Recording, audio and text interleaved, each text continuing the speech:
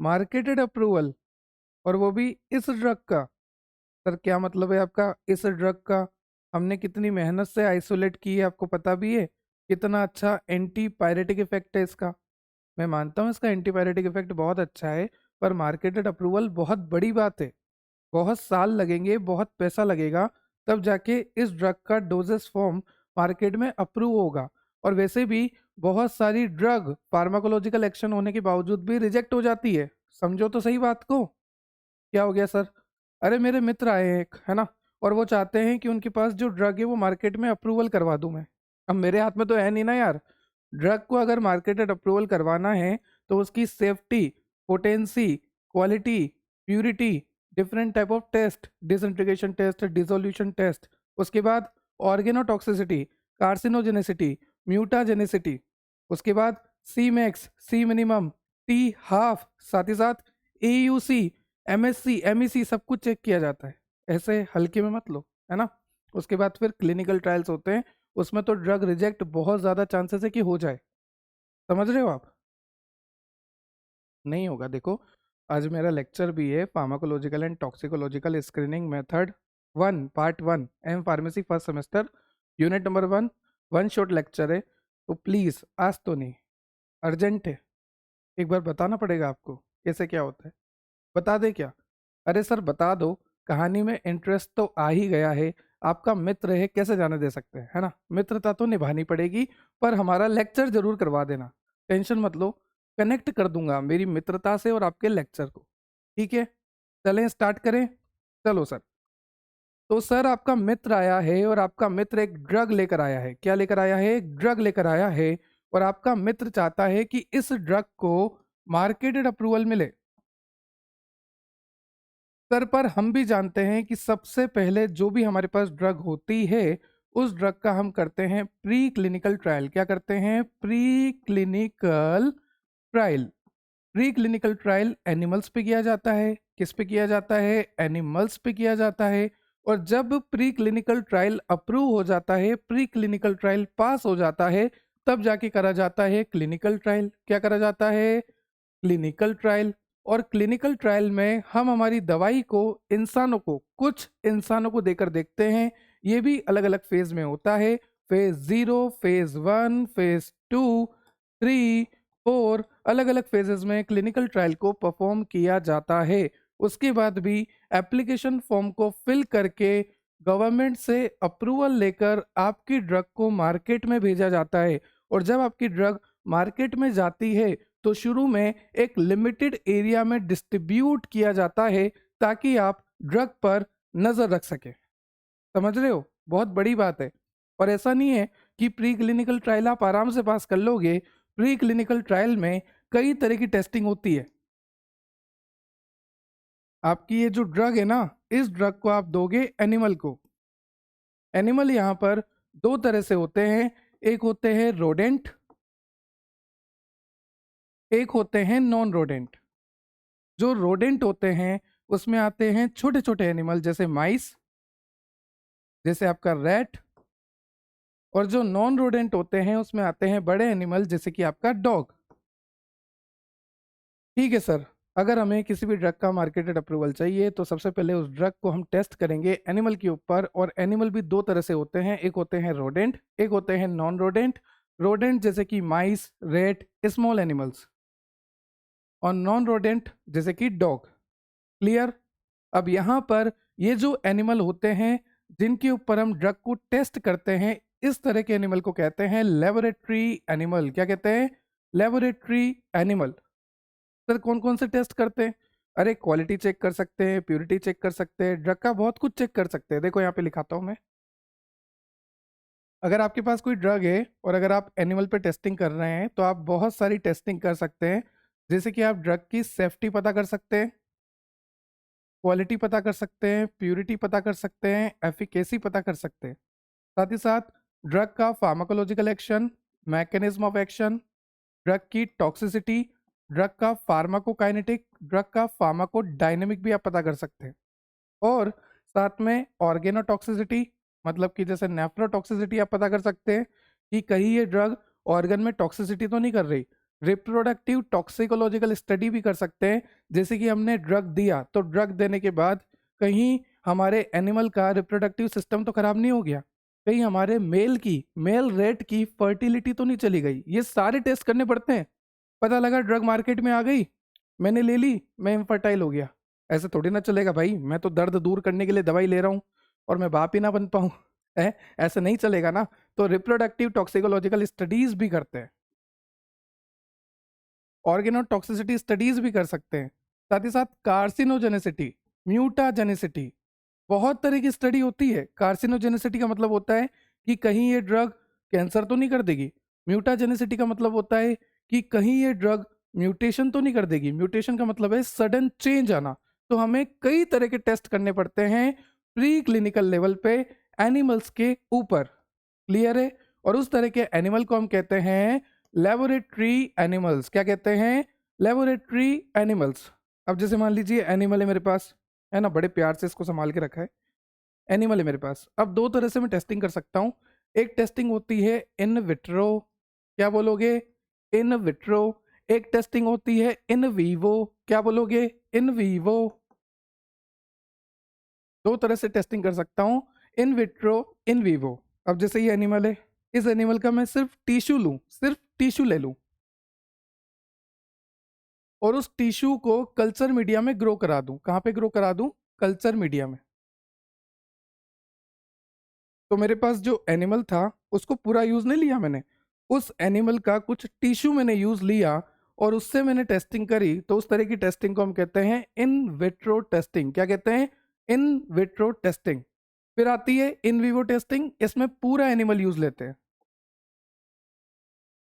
जैसे मान लीजिए एनिमल लिया, एनिमल को पहले एनेस्थीसिया दे दिया। क्यों दे रहे सर एनेस्थीसिया? अरे उसके ऊपर एक्सपेरिमेंट करोगे तो उसको दर्द नहीं होगा, तो एनेस्थीसिया देना पड़ेगा ना, ताकि वो पार्ट उसका सुन्न हो जाए, वहां पर दर्द का उसे एहसास ना हो। ठीक है, तो फिर इन विवो में हम एनेस्थीसिया वगैरह देते हैं। क्लियर? ठीक है सर, एक बार थोड़ा सा रिकॉल कर लेते हैं, है ना, फिर आगे चलते हैं। आपका दोस्त आया, आपके दोस्त को ड्रग का मार्केटेड अप्रूवल चाहिए था, तो आपने बोला कि ड्रग का सबसे पहले प्री क्लिनिकल ट्रायल करना पड़ता है। प्री क्लिनिकल ट्रायल एनिमल्स के ऊपर होता है। एनिमल दो तरह से होते हैं, रोडेंट और नॉन रोडेंट। जो छोटे एनिमल होते हैं, स्मॉल एनिमल, जैसे कि आपका माइस हो गया, रेट हो गया, ये सारे रोडेंट में आते हैं। और यहाँ पे जो माइस लिखा है ना, mice is a plural form of mouse. Mouse लिख सकते हैं आप, है ना, माउस, माइस। ठीक है, तो आपने बोला कि दो तरह से एनिमल्स होते हैं, रोडेंट और नॉन रोडेंट। जो छोटे एनिमल्स होते हैं जैसे कि माउस हो गया, रेट हो गया, ये सब आते हैं रोडेंट में। जो बड़े एनिमल्स होते हैं, डॉग वगैरह, वो आते हैं नॉन रोडेंट में। डॉग हो गया, कैट हो गया। ठीक है सर, कैट के ऊपर भी स्टडी करते हैं? हाँ भाई, कैट के ऊपर भी स्टडी करी जाती है। आपने सुना है न्यूरोलॉजिकल डिसऑर्डर?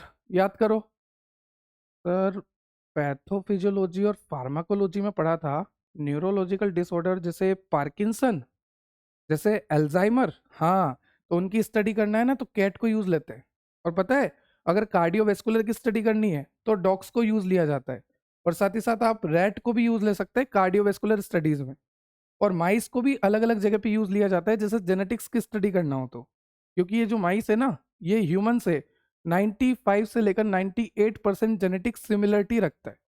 क्या बात है सर, गजब के एनिमल से। हाँ भाई, तो इंसानों पे दवाइयों को ट्रायल करने से पहले, मार्केट में दवाइयों को भेजने से पहले एनिमल पे तो ट्राई करेंगे।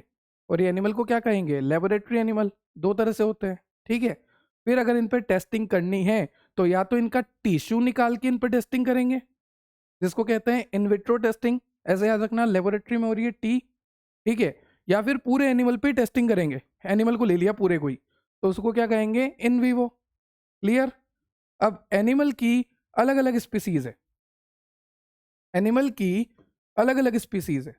जैसे कि यहाँ पर रैट है, माइस है, मतलब कि माउस लिख देता हूँ मैं, कैट है, डॉग है, मंकी है, गिनी पिग है। कौन है? Guinea pig. अभी दिखाऊंगा गिनी पिग को। तो अगर मुझे अस्थमा से रिलेटेड स्टडी करनी है, एजमा से रिलेटेड स्टडी करनी है, तो मुझे गिनी पिग को चुनना पड़ेगा।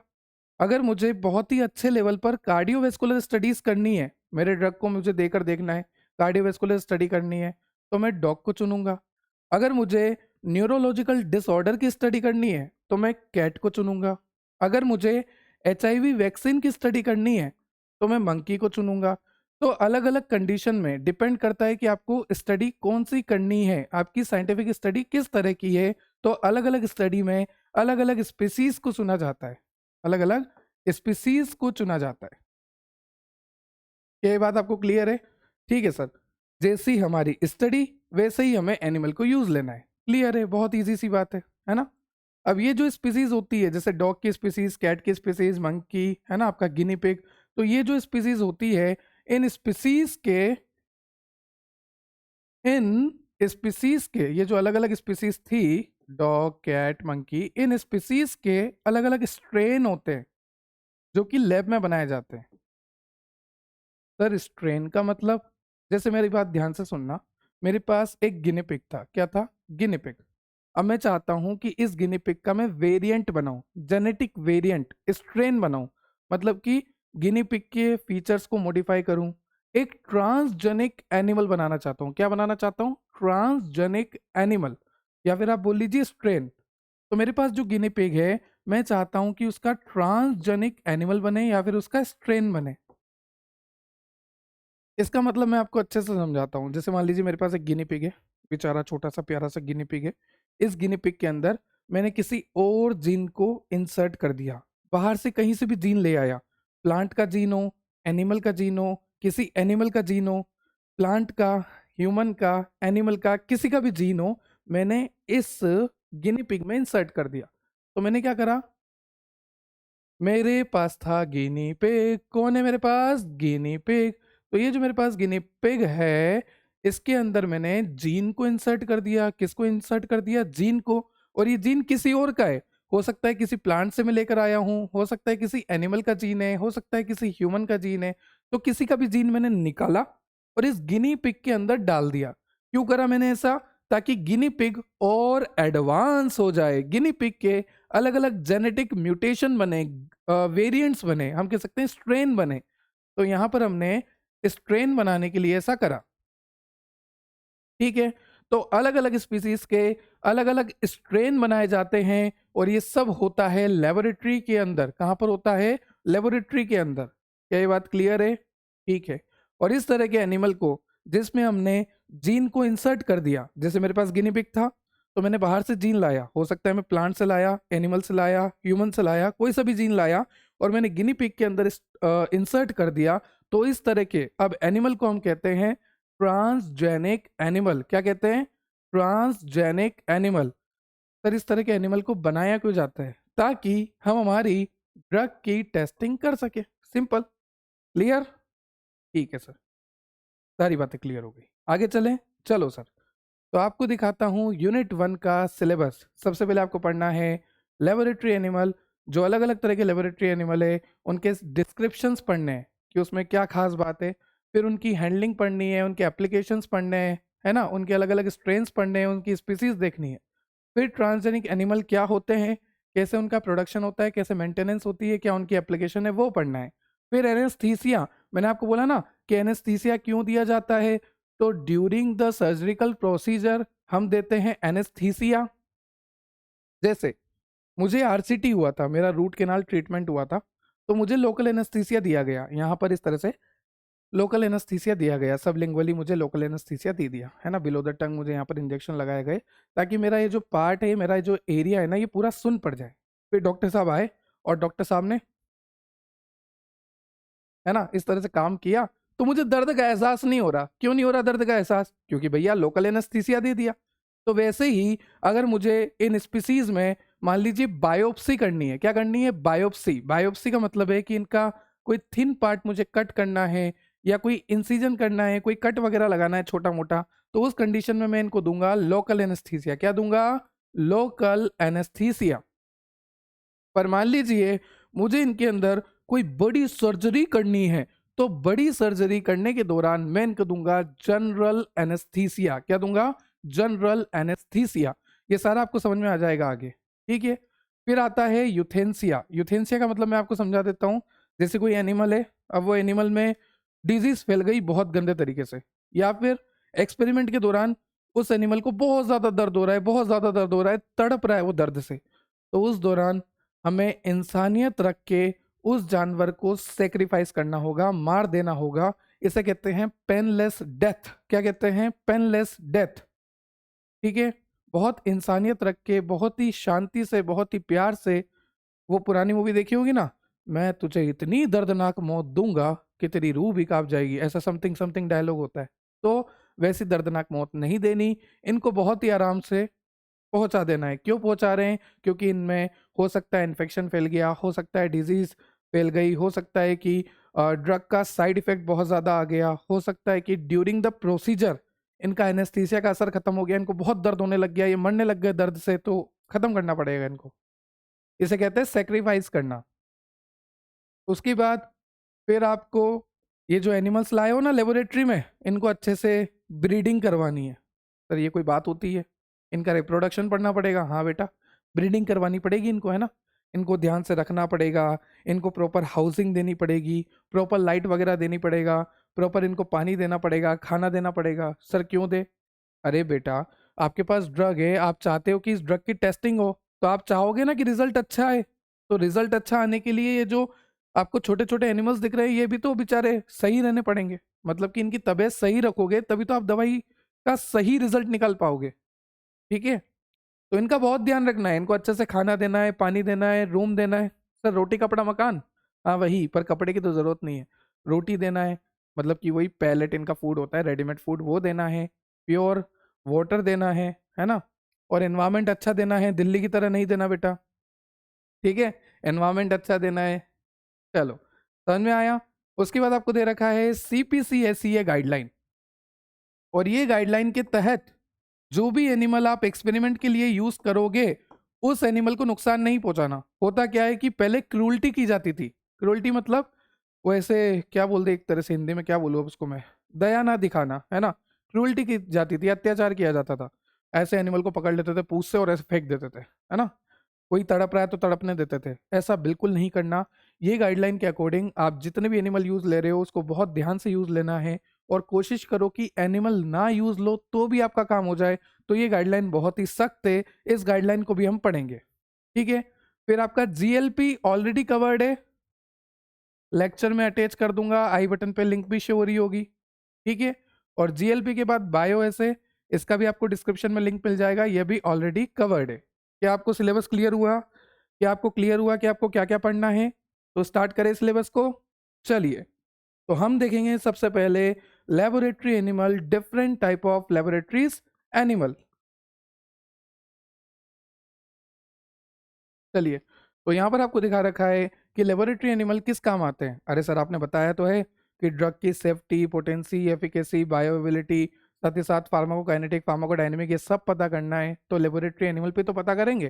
तो लिखा है देखो, डिजीज की स्टडी करना, ट्रीटमेंट की स्टडी करना, ड्रग के इफेक्ट की स्टडी करना, ड्रग या आपके पास कोई भी केमिकल है उसके इफेक्ट की स्टडी करना। इसलिए हम लेबोरेटरी एनिमल्स का यूज लेते हैं। ये एनिमल हमें बताते हैं कि हमारी ड्रग इनकी बॉडी में जाने के बाद क्या असर करेगी। मतलब वही, फार्माकोकाइनेटिक क्या है, फार्माकोडायनेमिक क्या है। कॉमन लेबोरेटरी एनिमल जो कि हम यूज करते हैं वो है हमारा माइस, मतलब कि ये हमारा माउस भाई। हाय करो इससे, माउस भाई है। नमस्ते माउस भाई, है ना। माउस भाई आ गए। दूसरा आपको दिखा रखे रेट। इनसे तो मैं पहले बहुत परेशान रहता था, पूरे घर में घूमते रहते थे, है ना, कूदते रहते थे। अब नया घर बना लिया, अब शांति है थोड़ी। फिर ये है गिनीपिग भाई। कौन है ये? गिनीपिग। नमस्ते करो इनसे, गिनीपिग। ये है आपके प्यारे से रैबिट। मनाली वगैरह जाते हैं ना, जब एस्थेटिक फोटो के लिए बेचारे को ऐसे होल्ड कर लेते हैं। अब उनको पता नहीं कि होल्ड इस तरह से क्यों करते हैं, मैं बताऊंगा कि होल्ड इस तरह से क्यों करते हैं। देखो, उससे पहले एक बात और सुन लो। ये आपके फोर लिम्स होते हैं, पता है। ये जो है, ये फोर लिम्स है, ये हाथ वाला एरिया। और ये जो पाँव वाला एरिया है, आजा बेटा ऊपर, ये जो पाँव वाला एरिया है, ये हाइंड लिम्स है। क्या है? Hind limbs. माइक का वायर ना चल जाए बस। क्लियर हुआ? आवाज सही आ रही है ना? ठीक है। तो फोर लिम्स, हाइंड लिम्स, पाँव वाला एरिया। तो इनको ना हाइंड लिम्स से सपोर्ट किया जाता है, इस तरह से हाइंड लिम्स से सपोर्ट किया जाता है और अपने शरीर के पास रखा जाता है। क्यों? ताकि ये किक ना करे। ठीक है। तो ये रैबिट भाई है अपने। फिर ये मंकी, और इनको तो आप सभी जानते ही हैं, डोगेश भाई, डॉगी, डॉग है। ठीक है। फिर ये अपना कैट बाऊ, सबसे मिल ली है, रिश्तेदारी हो गई। आपकी रिश्तेदारी वैसे इनसे ज़्यादा रहेगी, है ना। आपके बहुत रिश्तेदार लगते हैं, मेरे भी बहुत रिश्तेदार लगते हैं ये। तो इनको लिखा है कि इनकी ब्रीडिंग अच्छे से कराओ, मतलब कि इनका रिप्रोडक्शन जो भी है अच्छे से कराओ। अलग अलग तरह से रिप्रोडक्शन होगा, इस तरह से रिप्रोडक्शन होगा कि आपका खून ही चल जाएगा, बताऊंगा मैं आपको। और इनको अच्छे से रखो, हाउस्ड अंडर कंट्रोल कंडीशन। और ये सब हम क्यों कर रहे हैं? ताकि हमारा जो रिजल्ट मिले वो एक्यूरेट हमें मिले और एक एथिकल रिजल्ट मिले। क्लियर? सबसे मिल ली है। अब इन सब के स्पेशल कैरेक्टर, इन सब के स्ट्रेन, इन सब की हैंडलिंग, यही सब पढ़ना है फिलहाल तो। इन सब से मिल लो। ये है माउस भाई, है ना? कौन है ये माउस भाई? ये है रैट, गिनेपिग, रैबिट, मंकी, डोगेज भाई डॉग, कैट, ठीक है। और ऊपर लिखते हैं डिफरेंट स्पीसीज हम लेते हैं हमारे अलग अलग एक्सपेरिमेंट के लिए, जो कि मैंने आपको शुरू में बता दिया कि अगर आपको कार्डियोवैस्कुलर स्टडी करनी है तो आप डॉग को लो, रैट को लो। अगर आपको अस्थमा की स्टडी करनी है तो आप गिनीपिग को लो, है ना। ऑडिटरी स्टडी करनी है तो भी गिनीपिग को लो। तो यहाँ पर अलग अलग स्पीसीज, अलग अलग स्ट्रेन को चुना जाता है। स्ट्रेन का मतलब होता है जेनेटिक वेरिएंट, ठीक। डिपेंड करता है कि आपको किस तरह का एक्सपेरिमेंट करना है, किस तरह की आपको जेनेटिक सिमिलरिटी चाहिए, आपका कॉस्ट कितना है, और कौन ईज ऑफ हैंडलिंग आसानी से हैंडल हो जाता है। तो ये जो है ना, सबसे आसानी से हैंडल यही होता है। चलिए स्टार्ट करते हैं। Different type of laboratory animal. तो सबसे पहला है माइस। माइस, और इसका जो सिंगुलर फॉर्म है वो है माउस। माइस एक प्लूरल फॉर्म है, ठीक है। तो माउस भाई की बात करते हैं। माउस जो होता है स्मॉल साइज का होता है, इजी टू हैंडल होता है, रिप्रोड्यूस क्विकली, है ना। तो मैं माउस की बात करूं, सपोज मेरे पास माउस है, इजी टू हैंडल, बेचारा इजी टू हैंडल है, रिप्रोड्यूस क्विकली, फटाफट रिप्रोड्यूस करेगा, और स्मॉल साइज का होता है, देखो इतना सा है। इजी टू हैंडल है, स्मॉल साइज का है, रिप्रोड्यूस क्विकली करता है। ये कौन है? माउस भाई, ठीक है। इनके बेनिफिट क्या है कि ये जो है जेनेटिक सिमिलरिटी रखते हैं। इनके जीन्स और हमारे जीन्स 95 से 98% सिमिलरिटी शो करते हैं। तो यहाँ पर लिखा है share about 95 to 98% of their gene with human. Common uses क्या हैं? जेनेटिक्स में काम आएगा, कैंसर में काम आएगा, कैंसर की स्टडी में, इम्यूनोलॉजी, इम्यून सिस्टम की स्टडी में, और ड्रग के टेस्टिंग में ये काम आता है। क्लियर? सेकेंड है आपके रेड भाई, मूषक, ठीक है। ये घर में घूमते हुए आपको दिखे होंगे, है ना। ये बहुत ज़्यादा एडेप्टिव होते हैं, कहीं भी रह लेते हैं, बहुत ज़्यादा एडेप्टेशन है इनका। तो ये माइस से लार्जर होते हैं, वो जो छोटा सा माउस है उससे लार्जर होते हैं, माइस से लार्जर होते हैं आपके रेट, है ना। इजी टू ट्रेन होते हैं और इंटेलिजेंट होते हैं। आपने खुद ने देखा होगा कि अगर आपने घर में पिंजरा रखा तो एक बार तो चूहा फंस जाएगा, पर डबल नहीं आएगा, क्योंकि उसको पता है कि मैं इस छोटे से रोटी के टुकड़े को लेने गया तो मैं अंदर ही रह जाऊंगा, है ना। इजी टू ट्रेन, ट्रेनिंग बहुत अच्छी होती है इनकी, इजी टू ट्रेन होते हैं, बहुत ही इंटेलिजेंट होते हैं ये, इंटेलिजेंट होते हैं, इजी टू ट्रेन होते हैं, माइस से बड़े होते हैं। और ये किस काम आते हैं? बिहेवियरल स्टडी करनी है तो काम आते हैं, न्यूरोलॉजिकल स्टडी करनी है तो काम आते हैं, और टॉक्सिकोलॉजिकल स्टडीज करनी है तो काम आते हैं। साथ ही साथ यहाँ पर साइकोलॉजी में, एडिक्शन रिसर्च में, और कार्डियोवेस्कुलर स्टडीज में आपके रेट जो हैं काम आते हैं। क्लियर? फिर आता है आपका रैबिट। रैबिट जो होता है शांत होता है, शांत होता है ना बेचारा, ऐसे खुखार थोड़ी ना होता है, शांत होता है। रैबिट जो होता है काम नेचर का होता है, शांत होता है, और इसकी बॉडी साइज लार्जर होती है। आप खुद देखो, अभी तक ये छोटे छोटे थे पिद्दू पिद्दू से, है ना। अभी खरगोश आया है, रैबिट आया है, बढ़िया है, एकदम लार्ज है। इसका बॉडी साइज कैसा है? लार्ज है। यहाँ पे हम ब्लड कलेक्शन बहुत आसानी से कर सकते हैं, क्योंकि रैबिट के जो कान हैं वो बड़े बड़े हैं, और इन्हीं कानों में इंजेक्शन लगा के हम ब्लड सैंपल को कलेक्ट कर सकते हैं, इकट्ठा कर सकते हैं। तो इसको बोलते हैं ऑरिकुलर वेन। जहां से हम खून निकालेंगे ना, ऑरिकुलर, क्योंकि कान को क्या कहते हैं? ऑरिकल। तो ऑरिकुलर वेन से हम खून निकालेंगे। इसके साइंटिफिक बेनिफिट है कि ये जो है आई की टेस्टिंग में, आई की स्टडीज में, स्किन की स्टडी में, और आपके इम्यून सिस्टम की स्टडी में काम आता है। तो ऐसे याद रखो, आई कितनी अच्छी है रैबिट की, है ना। और यार देखो स्किन भी कितनी सॉफ्ट है, ठीक है। तो याद हो जाएगा, आई की स्टडी में, स्किन की स्टडी में, और इम्यून सिस्टम की स्टडी में रैबिट काम आते हैं। साथ ही साथ अगर मुझे कोई भी एंटीबॉडी प्रोडक्शन करना है, किसी भी एंटीबॉडी का मुझे प्रोडक्शन करना है, तो प्रोडक्शन में मैं हेल्प लूंगा रैबिट की। अगर मुझे आई इरिटेशन टेस्ट करना है, जैसे मान लीजिए मेरी ड्रग है, ऑप्थेल्मिक ड्रग है, मैं इसको मार्केट में भेजना चाहता हूँ, मैंने इसको रैबिट की आई में डालकर देखा, और एक आई में नहीं डाला और एक आई में डाल दिया, तो मैं चेंज चेक करूंगा कि जिस आई में डाला, क्या उसमें कोई ब्लाइंडनेस तो नहीं हो गई, क्या उसमें कोई रेटिना वेटिना डैमेज तो नहीं हो गया, क्या यहाँ पर प्यूपिल में कोई दिक्कत तो नहीं आ रही, आइरिस तो डैमेज नहीं हो गया, है ना। तो ये सब मैं चेक करूंगा जिसमें मैंने दवाई डाली। तो आई इरिटेशन टेस्ट हम कर सकते हैं, वैक्सीन टेस्टिंग हम कर सकते हैं। फिर आते हैं अपने गिनी पिग भैया। कौन आते हैं? गिनी पिग भैया। इनसे मिलो, मिले हो ना? तो ये जो गिनी पिग होता है, इनको विटामिन सी चाहिए। क्या चाहिए? Vitamin C. सर वो तो विटामिन होता है ना। हाँ विटामिन बोल लो, विटामिन बोल लो। विटामिन सी चाहिए इन्हें। मतलब कि ये बहुत सेंसिटिव होते हैं विटामिन सी के लिए, इनकी बॉडी को विटामिन सी चाहिए। पर पर इनकी बॉडी विटामिन सी बना नहीं सकती। अरे सर अजीब मजबूरी है। वो बेचारा गिनी पिग, उसको विटामिन सी चाहिए पर उसकी बॉडी विटामिन सी बना ही नहीं सकती। अब क्या करें? अरे तो भैया इसकी डाइट जो है विटामिन सी वाली रखो ना। इसकी डाइट में विटामिन सी बहुत ज्यादा रखो। ठीक है सर, समझ गए। तो ये जो होते हैं ये सेंसिटिव होते हैं विटामिन सी की डेफिशिएंसी के लिए, जैसे हम भी सेंसिटिव है विटामिन सी की डेफिशिएंसी के लिए। तो इनको भी विटामिन सी की डेफिशिएंसी होती है। इनकी बॉडी विटामिन सी नहीं बना सकती, इसलिए इनकी डाइट में विटामिन सी को हम ऐड करते हैं, एनरिच डाइट देते हैं विटामिन सी की। ये क्या क्या काम आता है? रेस्पिरेटरी डिजीज में, न्यूट्रिशनल स्टडीज में और ऑडिटरी स्टडीज में काम आता है। साथ ही साथ एलर्जी की टेस्टिंग करनी है, अस्थमा की करनी है और हियरिंग रिसर्च करनी है तो हम गिनी पिग को यूज लेते हैं। तो हमने ये बात भली बात ही जान ली कि अलग अलग स्पीसीज का यूज लेते हैं अलग अलग टेस्टिंग में। फिर आते हैं मंकी भाई, प्राइमेट। क्यों यूज करते हैं? क्योंकि ये क्लोजली रिलेटेड है ह्यूमन से, है ना। अगर जेनेटिकली देखूं और बिहेवियर से देखूं तो ये क्लोजली रिलेटेड है, क्लोजली रिलेटेड टू ह्यूमन। हमारे रिश्तेदार आ गए भैया। ठीक है, मैं भी चंगा। चलो छोड़ो, साइंटिफिक बेनिफिट की बात करते हैं। Useful in brain and infectious disease studies. ठीक है, कहाँ पर यूजफुल है ये? ब्रेन की स्टडी में, इन्फेक्शियस डिजीज की स्टडी में ये यूजफुल है। अगर मैं बात करूं तो हम इससे मंकी से न्यूरो साइंस की स्टडी कर सकते हैं, मतलब कि study of nervous system.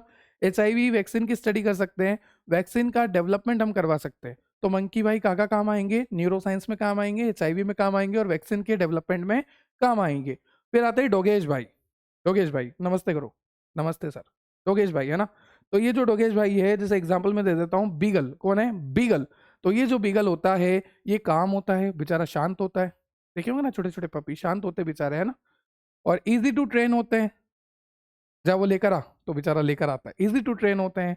Understood physiology, well understood physiology, इनकी फिजियोलॉजी बहुत ज्यादा सही है, मतलब कि हम अंडरस्टूड कर सकते हैं।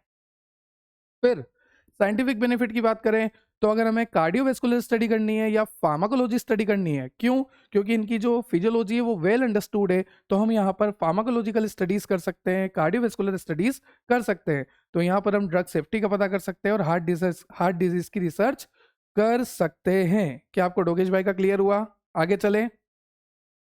फिर नेक्स्ट आता है आपका कैट। तो मैंने आपको शुरू में बता दिया, न्यूरोलॉजिकल डिसऑर्डर, याद है ना, पार्किंसन, अल्जाइमर। तो कैट को क्यों यूज करते हैं? क्योंकि it is a good model for neurological disorder, similar brain structure to human. इनका जो ब्रेन स्ट्रक्चर है वो सिमिलर है किसके? ह्यूमन के। इसलिए कैट को यूज किया जाता है विजन की स्टडीज में और ब्रेन रिसर्च में कैट को यूज किया जाता है। तो ये अलग अलग एनिमल कहाँ कहाँ पर यूज होते हैं, आपको क्लियर हुआ? अब आगे चलें।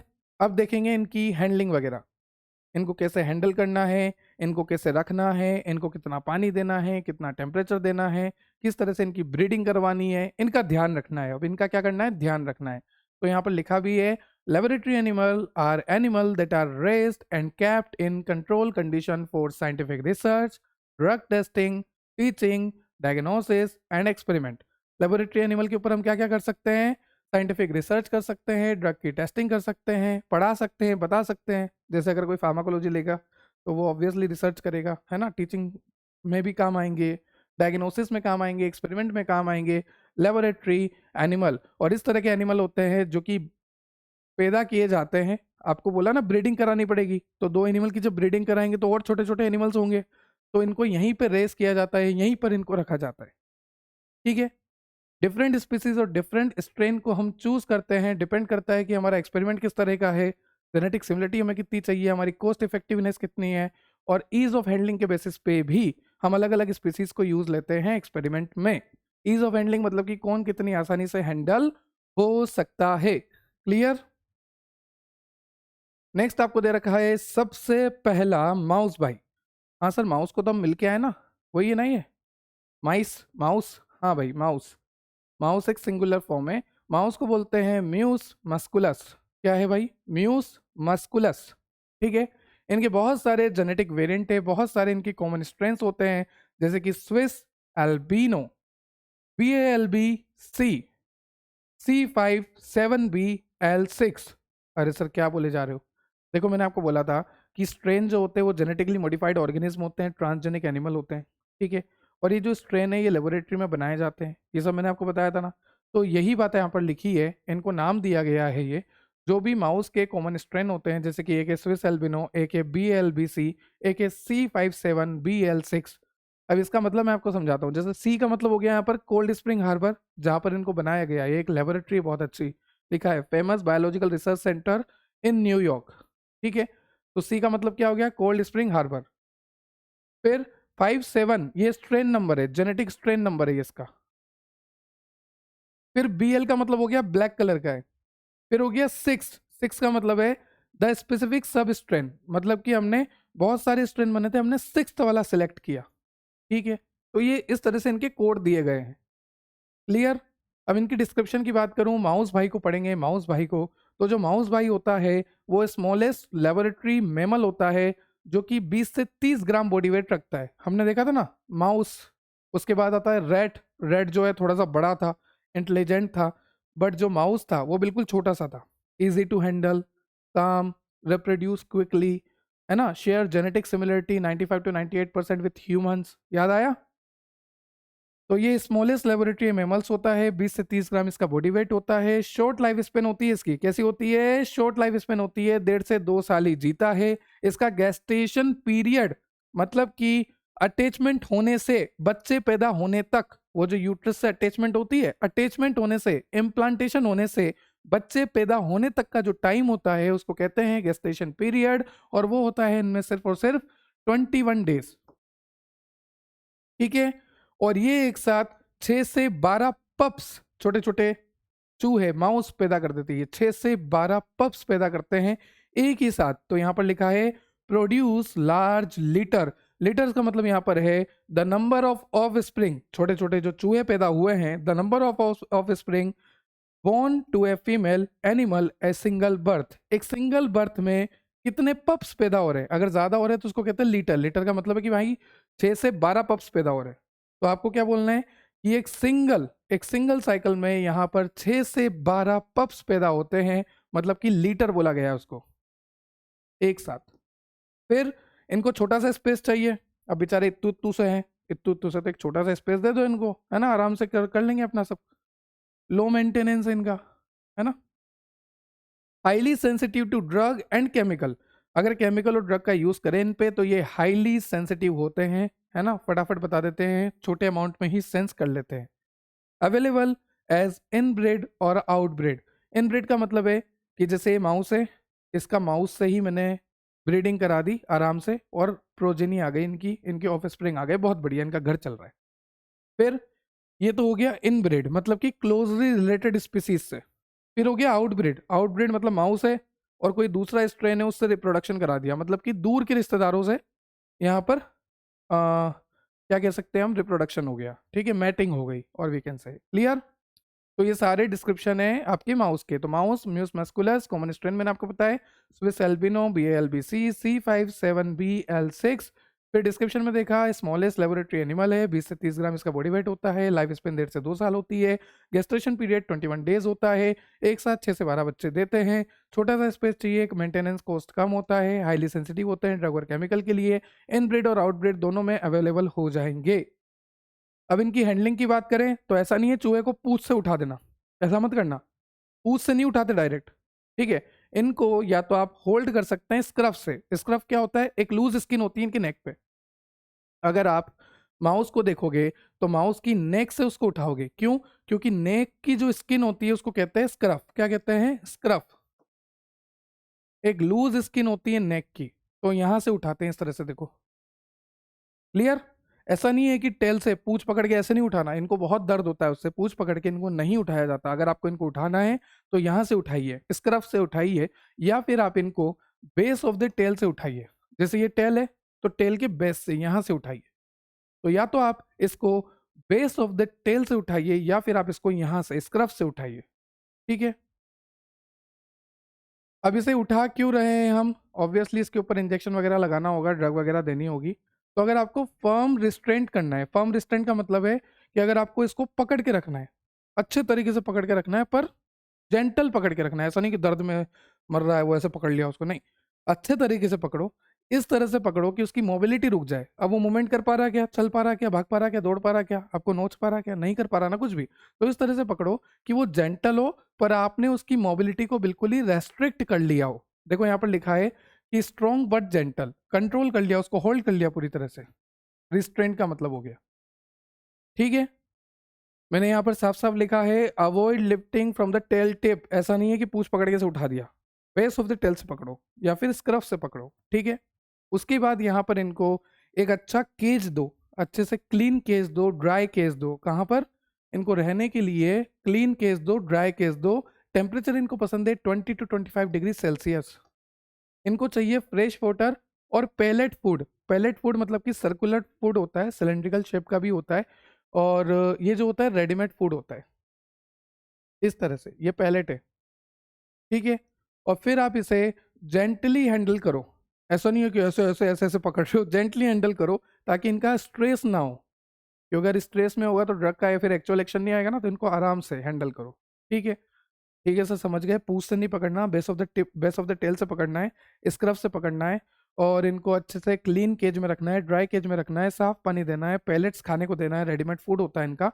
और उसके बाद इनको ना आराम से रखना है। ऐसा नहीं है कि इनको नर्वस कर दिया, इनको परेशान कर दिया, नहीं, इनका स्ट्रेस नहीं आने देना। Handle gently to reduce stress, ठीक है।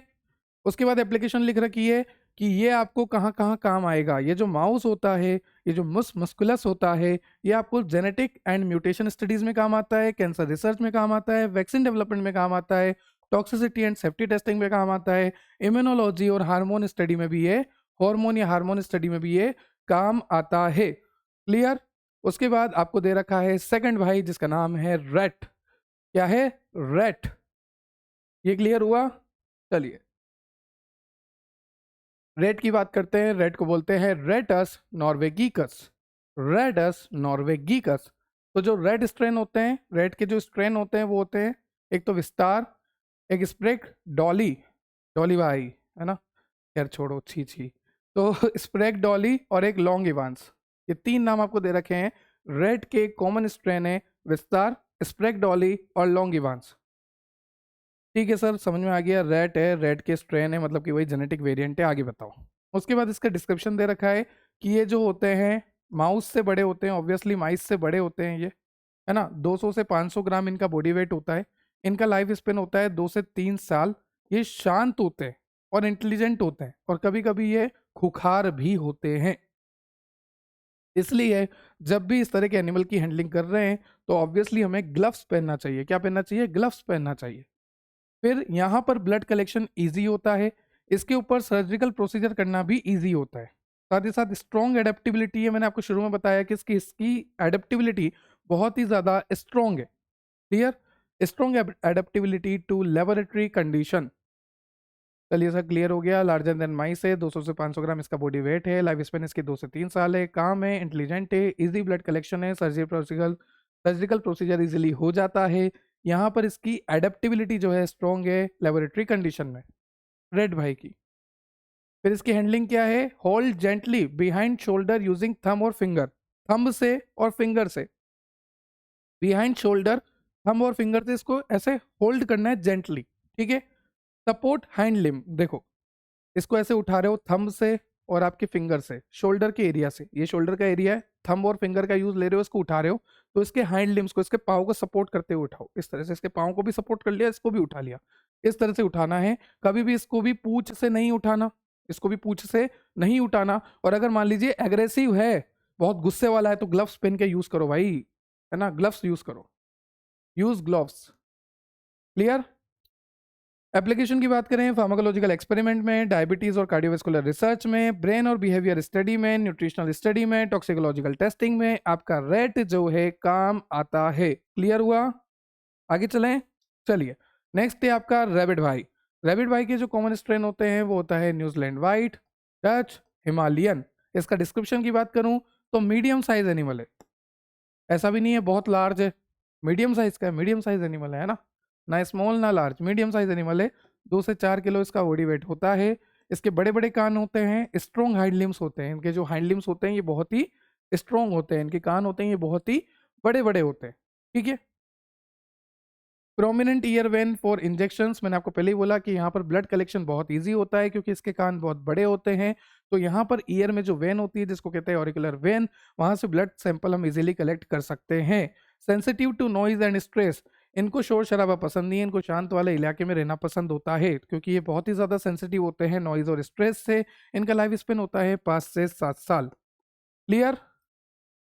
आगे देखते हैं इनकी हैंडलिंग कैसे करनी है। तो मैंने आपको पहले ही बता दिया, इनको कानों से नहीं उठाना है ना, उन दो को पूंछ से नहीं उठाना, इनको कानों से नहीं उठाना, इनको हमेशा इनके हाइंड लिंक्स को आपको सपोर्ट करना है, जो भी इनके हाइंड लिंक्स है, इनके जो पाँव है इसको सपोर्ट करना है और बॉडी के पास रखना है ताकि ये किक ना करे आपको। Hold close to body to prevent kicking. Keep in calm surrounding, क्योंकि ये बहुत ज्यादा सेंसिटिव होते हैं। Never lift rabbit only by ears. Clear. चलिए अब देखते हैं इसके एप्लीकेशंस। एंटीबॉडी प्रोडक्शन में काम आ सकता है, पायरोजन टेस्टिंग में, पायरोजन मतलब कि ऐसे केमिकल जो बुखार वगैरह करे है ना, बीमार करे आपको। आई इरिटेशन टेस्टिंग में आता है, सर्जिकल ट्रेनिंग में आता है, स्किन रिसर्च में आपको काम आता है रैबिट। आगे चलते हैं, नेक्स्ट आपको दे रखा है गिनीपिग, केविया पोर्सेलस। और आप देख सकते हैं गिनीपिग में कोई भी टेल नहीं होती है ना, इनको भी 20 से सपोर्ट किया जाता है, यहाँ से मैं आपको भी बताऊंगा। तो गिनीपिग की बात करें, कीविया पोर्सेलस, इसके जो कॉमन स्ट्रेन होते हैं, जेनेटिक वेरिएंट होते हैं, वो होता है हार्टले। ऐसे याद रखो, Hartley, Dunkin Hartley, Hartley, Dunkin Hartley. तो हार्टले, डंकिन हार्टले और इंग्लिश, ठीक है। डिस्क्रिप्शन की बात करें, यहाँ पर कोई भी टेल नहीं होती, यहाँ पर एक कॉम्पैक्ट बॉडी होती है, कोई भी टेल नहीं होती। और आपको पता ही है कि ये विटामिन सी को प्रोड्यूस नहीं कर सकते, ये बहुत ज़्यादा सेंसिटिव होते हैं, इसलिए इनकी डाइट में विटामिन सी होना ज़रूरी है। साथ ही साथ ये जेंटल टेम्परामेंट है, मतलब कि वही काम है, काइंड है, नॉन एग्रेसिव है, आपको मारेंगे नोचेंगे नहीं, शांत है, आराम से रहते हैं, कोई दिक्कत नहीं है, इसको बोला गया है जेंटल टेम्परमेंट। फिर इनका लाइफ स्पेन होता है 4 से 6 साल जीते हैं। Sensitive to temperature as well as sensitive to, very very sensitive to vitamin C deficiency, just like human, इसलिए इनकी डाइट में विटामिन सी होना जरूरी है। क्लियर। नेक्स्ट आते हैं, हैंडलिंग की बात करते हैं। अवॉइड सडन हैंडलिंग, ऐसा नहीं है कि ले लिया नहीं, avoid sudden handling, avoid sudden handling. Hold chest and hind portion, देखो एकदम चेस्ट से और इसे हाइंड पोर्शन से प्यार से उठाना है, ऐसा नहीं, ऐसे नहीं करना, प्यार से धीरे धीरे उठाना है, ठीक है। Provide vitamin C in diet, ये तो आपको पता ही है। एप्लीकेशन की बात करें, एलर्जी टेस्टिंग में, वैक्सीन पोटेंसी टेस्टिंग में, हियरिंग स्टडीज और अस्थमा रिसर्च में, मैंने आपको पहले ही बता दिया गिनी पिग का यूज किया जाता है। नेक्स्ट चलते हैं आगे। राणा भाई आ गए, मुझको राणा जी, है ना, वही आ गए, ये फ्रॉग भाई आ गए। कौन आ गए? फ्रॉग, राणा भाई। तो ये जो हैं इनको बोलते हैं राणा स्पीसीज, है ना, याद करवाने के लिए बोल रहा हूँ। तो ये जो होते हैं कोल्ड ब्लडेड एम्फीबियंस होते हैं। अब इसको मैं समझा देता हूँ। कोल्ड ब्लडेड का मतलब है कि ये अपना टेम्परेचर मेंटेन नहीं कर पाते, जैसे हम तो हमारा टेम्परेचर मेंटेन कर लेते हैं। हमारा बॉडी का टेम्परेचर हमारे बॉडी का टेम्परेचर कितना है? 37 डिग्री सेल्सियस। अगर बाहर 50 डिग्री है तो भी हमारी बॉडी का टेम्परेचर कितना रहेगा? 37। क्यों? क्योंकि अगर हम 50 डिग्री में जाएंगे तो पसीना निकाल के हमारा बॉडी टेम्परेचर क्या कर लेंगे? 37 कर लेंगे। बाहर ठंड हो रही है, हमारी बॉडी का टेम्परेचर 37 है, बाहर ठंड हो रही है, 12 डिग्री है, हम बाहर जाएंगे, इस तरह से शिवरिंग करेंगे, बॉडी में हीट जनरेट करेंगे और हमारी बॉडी का टेम्परेचर 37 ही रखेंगे। तो हमें वार्म ब्लडेड एनिमल, एकदम गर्म खून, ये बेचारे कोल्ड ब्लडेड एनिमल, क्या ये अपना टेम्परेचर मेंटेन कर पाएंगे? नहीं कर पाएंगे, इसलिए इसको कहते हैं पोई किलो थर्मल। रहने दो, बहुत है इतना, है ना।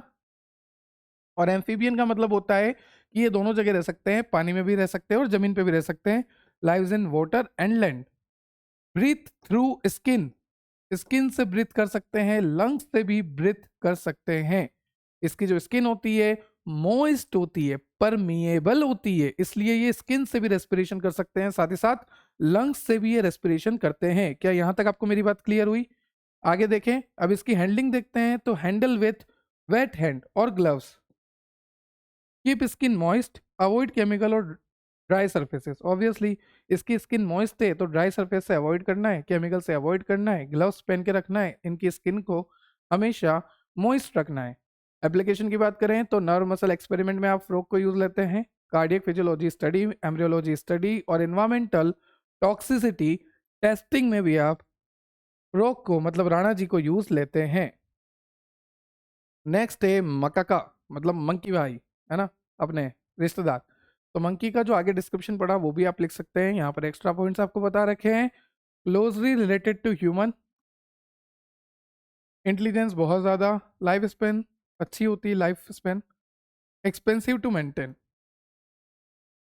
हैंडलिंग की बात करें, सिर्फ ट्रेंड प्रोफेशनल्स ही इसको हैंडल कर सकते हैं।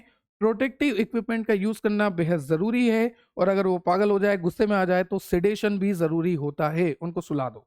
सिडेशन देना भी बहुत जरूरी होता है, अगर वो गुस्से में है तो सिडेशन इज रिक्वायर्ड। इनको क्यों यूज किया जाता है? वैक्सीन की टेस्टिंग के लिए, HIV वैक्सीन की टेस्टिंग के लिए, ब्रेन रिसर्च के लिए, बिहेवियर स्टडी के लिए और ऑर्गन ट्रांसप्लांटेशन की रिसर्च स्टडी के लिए हम मंकी मकाका स्पीसीज को यूज करते हैं। नेक्स्ट है आपका ट्रांसजेनिक एनिमल। ट्रांसजेनिक एनिमल को मैं पहले भी बता चुका हूं और भी अच्छे से बता देता हूं, देखो ध्यान से सुनना। हमारे पास है प्लांट, हमारे पास है कोई भी एनिमल, हमारे पास है कोई भी ह्यूमन, सभी के अंदर जीन है, इसके अंदर भी जीन है। जीन क्या होता है? जीन होता है DNA का एक छोटा सा टुकड़ा, उसे कहते हैं फ्रेगमेंट ऑफ DNA। तो gene it is a fragment of DNA। इसके अंदर भी जीन है, इसके अंदर भी जीन है, इसके अंदर भी जीन है, चाहे कोई प्लांट है, कोई एनिमल है, कोई ह्यूमन है, सभी के अंदर जीन है। यहाँ पर मेरा एक एनिमल है, कौन है भाई? एनिमल। मैं चाहता हूं कि इस एनिमल को मैं मॉडिफाई करूं, क्या करूं? मॉडिफाई करूं। मॉडिफाई का मतलब इसको मैं क्या बनाऊं? ट्रांसजेनिक बनाऊं। क्या बनाऊं? ट्रांसजेनिक बनाऊं। तो मैं चाहता हूं इसके अंदर मॉडिफिकेशन हो, मैं चाहता हूं इसको ट्रांसजेनिक एनिमल में बनाऊं। क्यों बनाते हैं ट्रांसजेनिक एनिमल? ताकि या तो इनका कैरेक्टर सही करें हम, मान लीजिए इनके प्रॉब्लम आ रही थी, ये सर्वाइव नहीं कर पा रहे थे, पर जैसे इनको ट्रांसजेनिक बनाया ये सर्वाइव कर पाए। तो इनके कैरेक्टर में चेंज करने के लिए, कैरेक्टर को बोलते हैं ट्रेट, ट्रेट में चेंज करने के लिए, या फिर उनके ऊपर ड्रग की टेस्टिंग करने के लिए, है ना।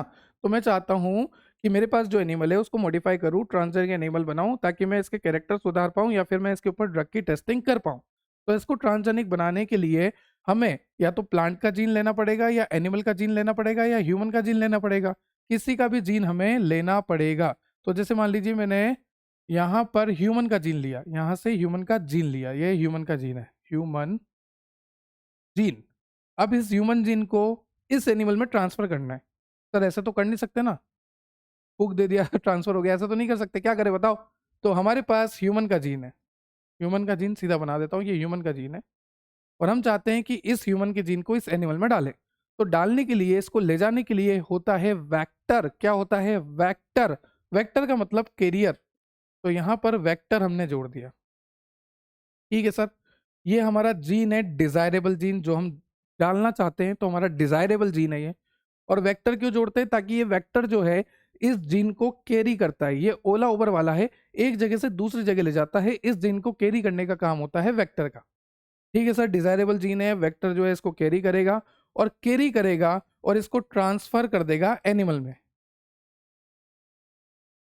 अब यहां पर एक और खास बात, कि ये जो डिजायरेबल जीन होता है इसको वेक्टर के साथ क्यों जोड़ा जाता है? ताकि वेक्टर इसको लेकर जाए, और इसी डिजायरेबल जीन को प्रमोटर के साथ जोड़ते हैं,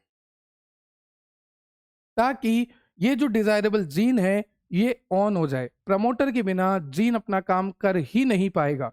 प्रमोटर एक तरह का DNA सीक्वेंस है, अगर जीन को अपना काम करना है तो उसको प्रमोटर से जोड़ना पड़ेगा, तभी जाके जीन स्विच ऑन होगा, तभी जाके जीन अपना काम करेगा। ये सारी प्रोसेस होती है। फिर हम इसको एनिमल में डालते हैं, एनिमल को फिर हम कह देते हैं ट्रांसजेनिक एनिमल। क्लियर?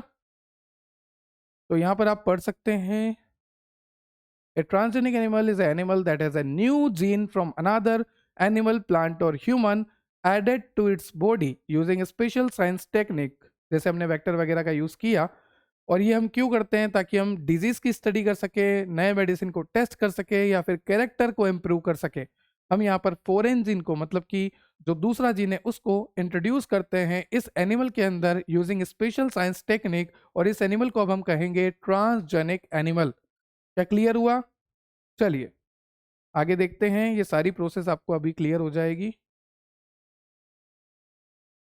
यहाँ पर आपको लिखा है why transgenic animal are made, तो आपको पता ही है कि भाई कैरेक्टर को इम्प्रूव करने के लिए, है ना, ड्रग की सेफ्टी को पता करने के लिए, ड्रग की टेस्टिंग को करने के लिए। तो यहाँ पर लिखा है to study human disease.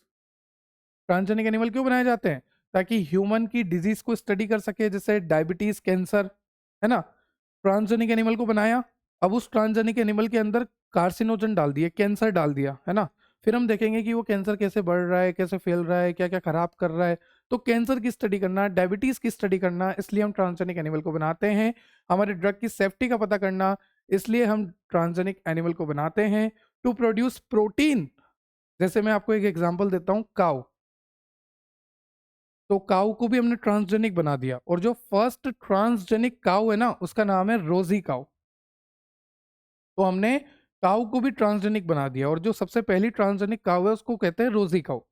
Sir काऊ में जीन तो डाल दिया, पर क्या करा फिर ये ट्रांसजेनिक काऊ, क्या काम आती है हमारे?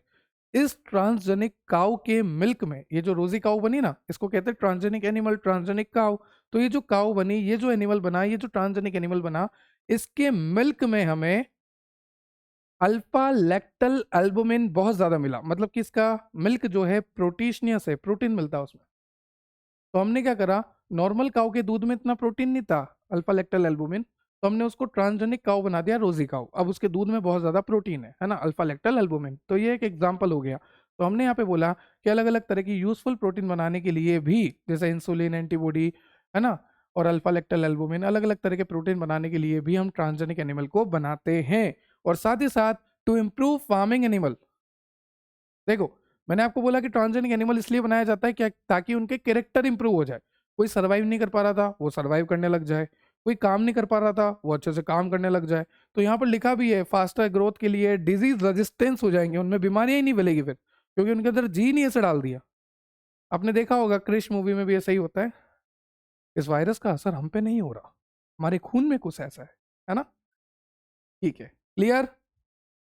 चलिए, वहां पर सारा लिखा भी हुआ है, देखो आपको अच्छे से बता रखा है। यहाँ पर इमेजिनेशन करने की जरूरत नहीं है, सामने इमेज है, यहाँ से देख के इमेजिनेशन कर लो। अब देखो एक एग्जांपल दे रखा है, जैसे मान लीजिए किसी इंसान को कैंसर है, कैंसर है, उसका कैंसर का जीन हमने ले लिया। किसी इंसान को कैंसर था, उसका हमने कैंसर का जीन ले लिया, उस कैंसर के जीन को हमने डाल दिया इस माउस में। किसमें डाल दिया? इस माउस में। इस ट्रांसजेनिक माउस में हमने उस ह्यूमन के कैंसर का जीन डाल दिया। अब हम क्या करेंगे, इस माउस में देखेंगे कि ये कैंसर फैलता कैसे है। तो हमने क्या करा, ह्यूमन डिजीज की स्टडी करने में यूज लिया ट्रांसजेनिक एनिमल को। क्लियर। नेक्स्ट है आपको प्रोडक्शन ऑफ ट्रांसजेनिक एनिमल। तो ट्रांसजेनिक एनिमल बनाया कैसे जाता है, बेसिक रिक्वायरमेंट क्या है ट्रांसजेनिक एनिमल की, तो ध्यान से सुनना।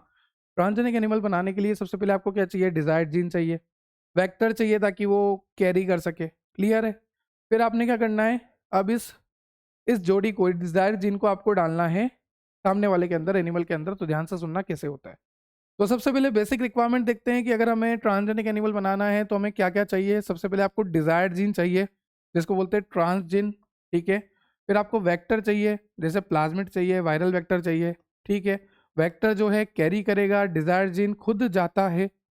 फिर आपको चाहिए fertilised egg, microinjection, surrogate mother और मोलिकुलर स्क्रीनिंग। अब इसको मैं ध्यान से समझाता हूँ आपको, अच्छे से समझाऊंगा एकदम, है ना। देखो एक तो आपको चाहिए जीन, ये हो गया आपका डिजायर्ड जीन। एक हो गया आपका वेक्टर जो कि उस डिजायर्ड जीन को लेकर जाएगा। ठीक है।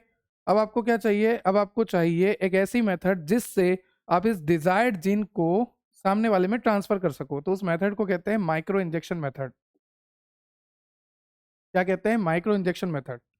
ठीक है सर, हमारे पास डिजायर्ड जीन था, उसको ले जाने के लिए हमने वेक्टर से जोड़ दिया, और जो मेथड है जिससे हम ट्रांसफर करेंगे उसको कहते हैं माइक्रो इंजेक्शन मेथड। ये तीन चीजें क्लियर हो गई।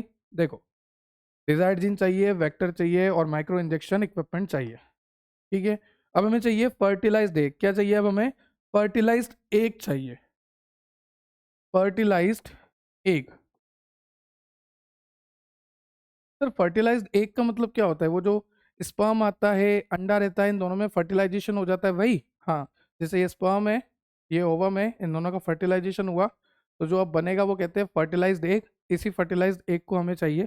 फिर इस फर्टिलाइज्ड एग के अंदर हमारा जो डिजायर्ड जीन है ना, उस डिजायर्ड जीन को माइक्रो इंजेक्शन, नाम से पता लग रहा, छोटा सा माइक्रो इंजेक्शन लगा के हमारे डिजायर्ड जीन को माइक्रो इंजेक्शन की मदद से इस फर्टिलाइज्ड एग के अंदर डाल देते हैं। ये फर्टिलाइज्ड एग है, हमारे पास ये माइक्रो इंजेक्शन है, इसके साथ हम डिजायर्ड जीन को यहाँ पर डाल देते हैं। ये डिजायर्ड जीन इसके अंदर आ गया।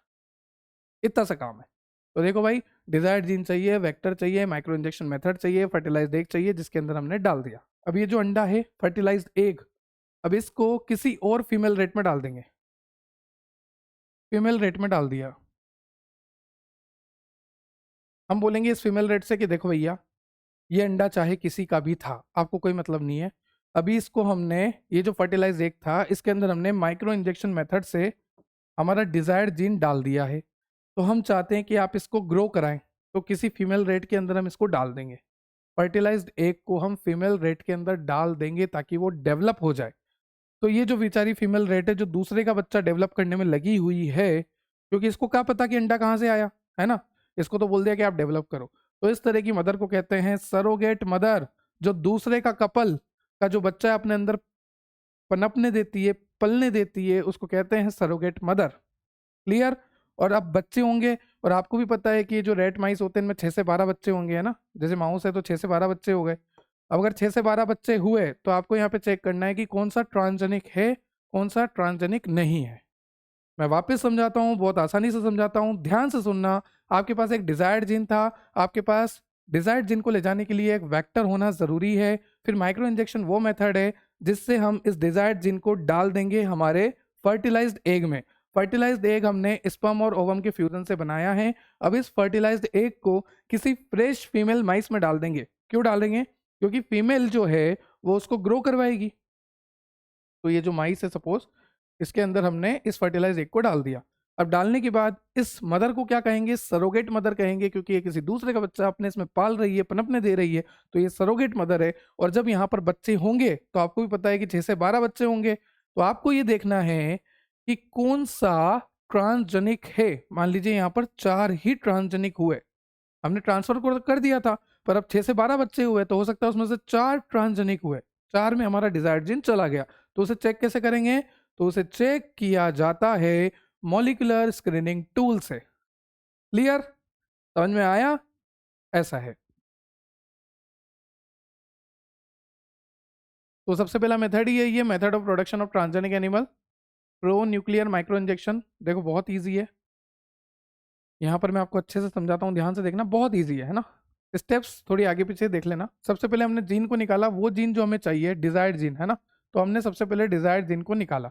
डिजायर्ड जीन को निकालने के बाद हमने उसको वेक्टर के साथ जोड़ दिया। सपोज हमारे पास आ गया डिजायर्ड जीन। डिजायर्ड जीन को हम किसके साथ जोड़ रहे हैं? वेक्टर के साथ जोड़ रहे हैं। अब हमारे पास इतना सा डिजायर्ड जीन है, हम चाहते हैं कि यार बहुत सारा डिजायर्ड जीन हो, तो हम क्या करेंगे? डिजायर्ड जीन का एम्पलीफिकेशन कर देंगे।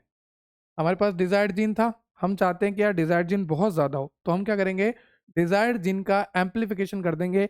एम्पलीफिकेशन का मतलब होता है नंबर बढ़ाना, और एम्पलीफिकेशन हम पीसीआर, पॉलीमरेज चेन रिएक्शन की मदद से कर सकते हैं। तो जो भी हमारा डिजायर्ड जीन है उसका हमने एम्पलीफिकेशन कर दिया, उसका हमने नंबर बढ़ा दिया। अब हमारे डिजायर्ड जीन बहुत सारे हो गए, तो ये जो डिजायर्ड जीन हमारे पास बने हैं, इस डिजायर्ड जीन के साथ हम वेक्टर ऐड करेंगे, क्योंकि वही वेक्टर कैरी करेगा इनको।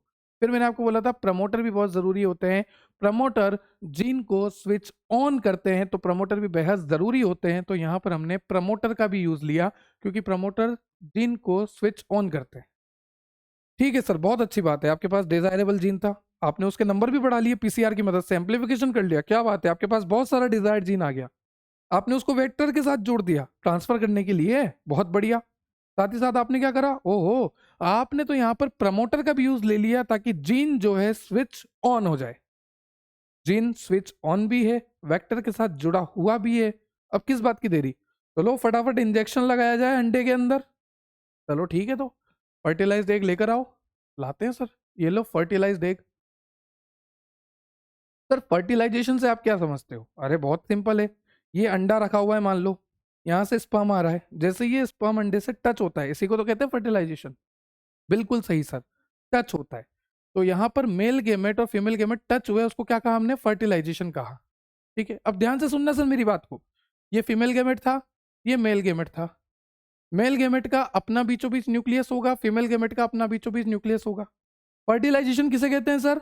फर्टिलाइजेशन होता है कि ये जो मेल गैमेट है ये फीमेल गैमेट से फ्यूज हो जाए। पर सर क्या अभी इनके न्यूक्लियस फ्यूज हुए क्या? नहीं नहीं, इनके न्यूक्लियस थोड़ी ना फ्यूज हुए, अभी तो ये सिर्फ आपस में फ्यूज हुए। इसके अंदर न्यूक्लियस है यहाँ पर, इसके अंदर यहाँ पर न्यूक्लियस है, ये फ्यूज थोड़ी ना हुए, अभी सिर्फ ये आपस में फ्यूज हुआ, इनके न्यूक्लियस फ्यूजन नहीं हुआ। तो इस तरह के एक को कहते हैं फर्टिलाइज्ड एग, जहां पर अभी न्यूक्लियस का फ्यूजन बाकी है, न्यूक्लियस का फ्यूजन बाकी है, अभी सिर्फ टच हुआ है, ये है फर्टिलाइज्ड एग।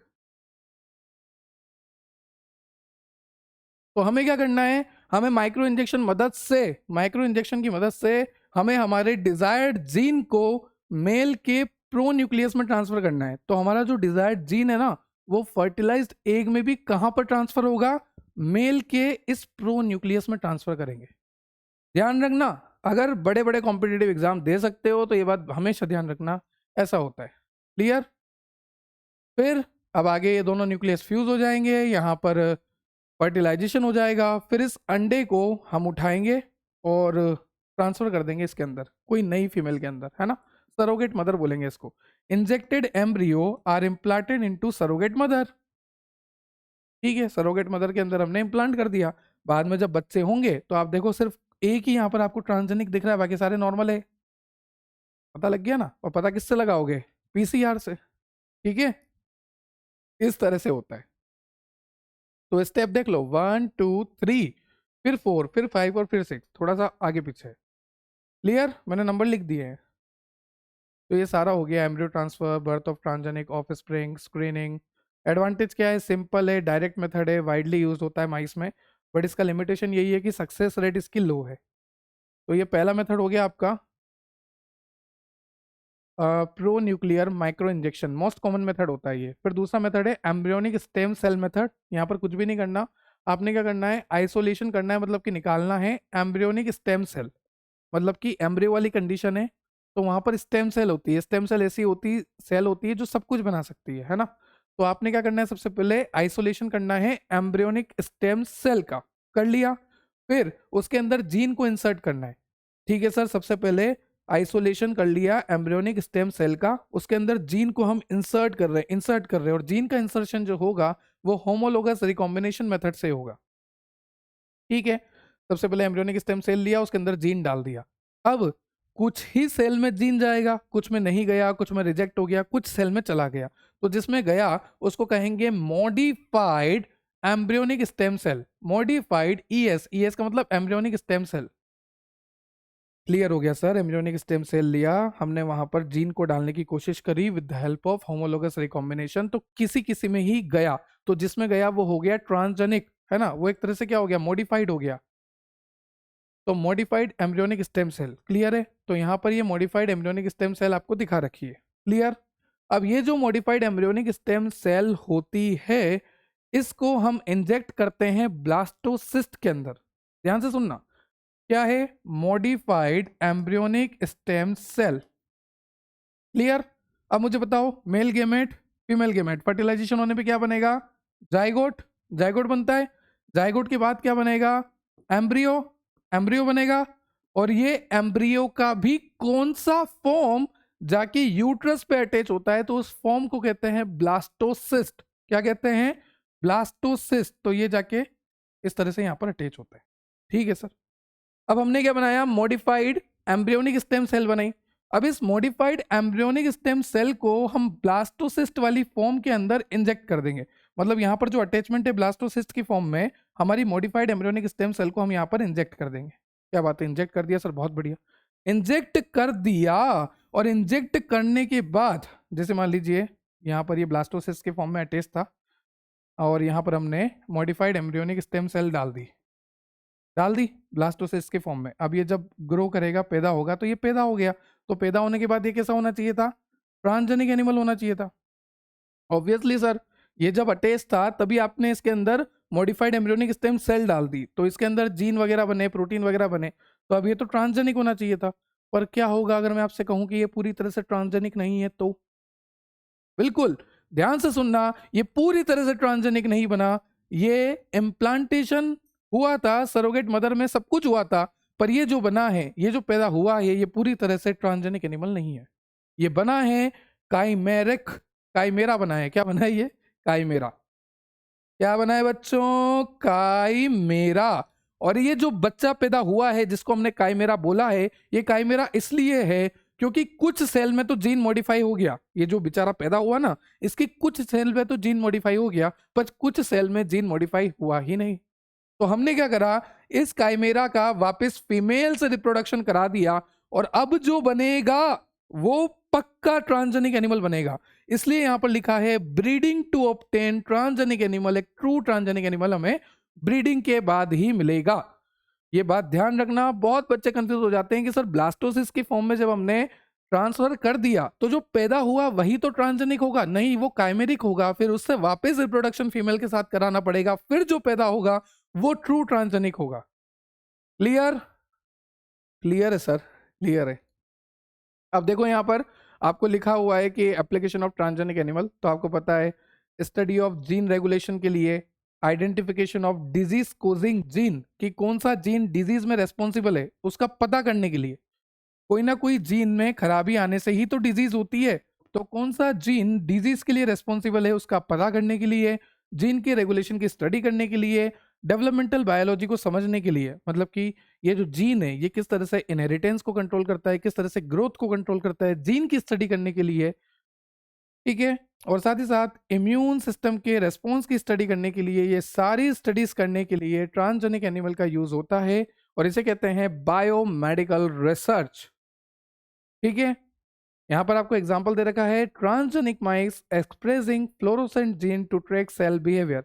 अब जैसे मान लीजिए ट्रांसजेनिक माइस है ना, तो यहां पर जो प्रोटीन बनेगा ना, जो प्रोटीन बनेगा उसे हम लाइट की प्रेजेंस में इजीली देख सकते हैं, क्योंकि यहां पर क्या है, फ्लोरोसेंट शो होगा। जो ट्रांसजेनिक माइस था, ट्रांसजेनिक माइस में हमने जिस भी सेल में जो जीन इंसर्ट किया है वो ग्लो करेगा, उससे जो प्रोटीन बनेगा वो ग्लो करेगा। क्लियर? तो ये एप्लीकेशन हो गई। और भी बहुत सारी एप्लीकेशन है, जैसे डिजीज स्टडी में cancer, diabetes, Alzheimer, Parkinson, cardiovascular, genetic disorder, इन सभी डिजीज स्टडी में हम यूज ले सकते हैं ट्रांसजेनिक एनिमल को। साथ ही साथ जो पिग्स होते हैं जो ह्यूमन लाइक जीन रखते हैं, जैसे मान लीजिए पिग है, ये ह्यूमन लाइक जीन रखता है, तो इसके अंदर हम ऑर्गन्स को ग्रो करवा सकते हैं, और फिर उन्हीं ऑर्गन को ग्रो करवा कर हम इंसानों में इम्प्लांट कर सकते हैं, ट्रांसप्लांट कर सकते हैं। क्लियर? इसे कहते हैं जीनो ट्रांसप्लांटेशन। ऑर्गन ट्रांसप्लांट रिसर्च में भी काम आते हैं। जैसे जो पिग होते हैं जो कि ह्यूमन लाइक जीन रखते हैं, उसे हम यूज करते हैं ताकि हम ऑर्गन को ग्रो करा सकें। क्लियर? नेक्स्ट आपको दे रखा है drug development and safety testing, use to test effectiveness and safety of drug. आपको तो ये मैंने शुरू में बता दिया कि ड्रग की safety, potency, bioavailability, pharmacological action, mechanism of action, pharmacokinetic, pharmacodynamic, C max, T half, C minimum, AUC, MEC, MSC सब कुछ पता कर सकते हैं with the help of animal. फिर biopharming, production of therapeutic protein, तो मैंने आपको रोजी काउ का एग्जांपल दिया। मैंने बोला अल्फा लैक्टल एल्बुमिन जो प्रोटीन है वो रोजी काउ देती है, एनरिच प्रोटीन होता है। तो हम ट्रांसजेनिक एनिमल को यूज ले सकते हैं ताकि देखो यहाँ पर लिखा है प्रोटीन निकले उनके मिल्क में से, उनके ब्लड में से और उनके एग में। तो जैसे मान लीजिए एनिमल था, पहले प्रोटीन नहीं आ रहा था, है ना, ना एग में था, ना ब्लड में था, ना उनके दूध में था। फिर इस एनिमल को हमने ट्रांसजेनिक एनिमल बनाया, तो अब प्रोटीन बढ़ गया उसके ब्लड में भी, उसके मिल्क में भी और उसके एग में भी। ठीक है। तो यहां पर एग्जांपल दे रखा है ट्रांसजेनिक गोट का, प्रोड्यूसिंग एंटीथ्रोम्बिन इन मिल्क। तो antithrombin, thrombin is responsible for blood clotting, पर यहाँ पर एंटी है तो ये ब्लड क्लोटिंग नहीं होने देगा। तो जो गोट का जो मिल्क है, बकरी का दूध है, उसमें क्या मिलेगा आपको, एंटी थ्रोम्बिन मिलेगा ट्रांसजेनिक बकरी में। फिर आपको एग्जांपल दे रखे हैं, जैसे माउस में हमने इंसुलिन डाला है, गोट में हमने ह्यूमन एंटी थ्रोम्बिन डाला है, अभी बताया ना मैंने। फिश में हमने ग्रोथ हार्मोन डाला है, काऊ में हमने लैक्टोफेरिन डाला है, ताकि हमें ये सारी चीजें हम कर सकें। ठीक है। नेक्स्ट है आपका एनेस्थीसिया और यूथेंसिया। तो देखो बहुत ही इजी कंसेप्ट है, ध्यान से सुनना। एनेस्थीसिया का मतलब क्या होता है, एनेस्थीसिया को जब दिया जाता है जब दर्द को कम करना हो, सेंसेशन को गायब करना हो। जैसे मान लीजिए मुझे कोई एक्सपेरिमेंट परफॉर्म करना है एनिमल पे, कोई बड़ा प्रोसीजर है, कोई बड़ा सर्जिकल प्रोसीजर है, तो मैं दूंगा general anaesthesia.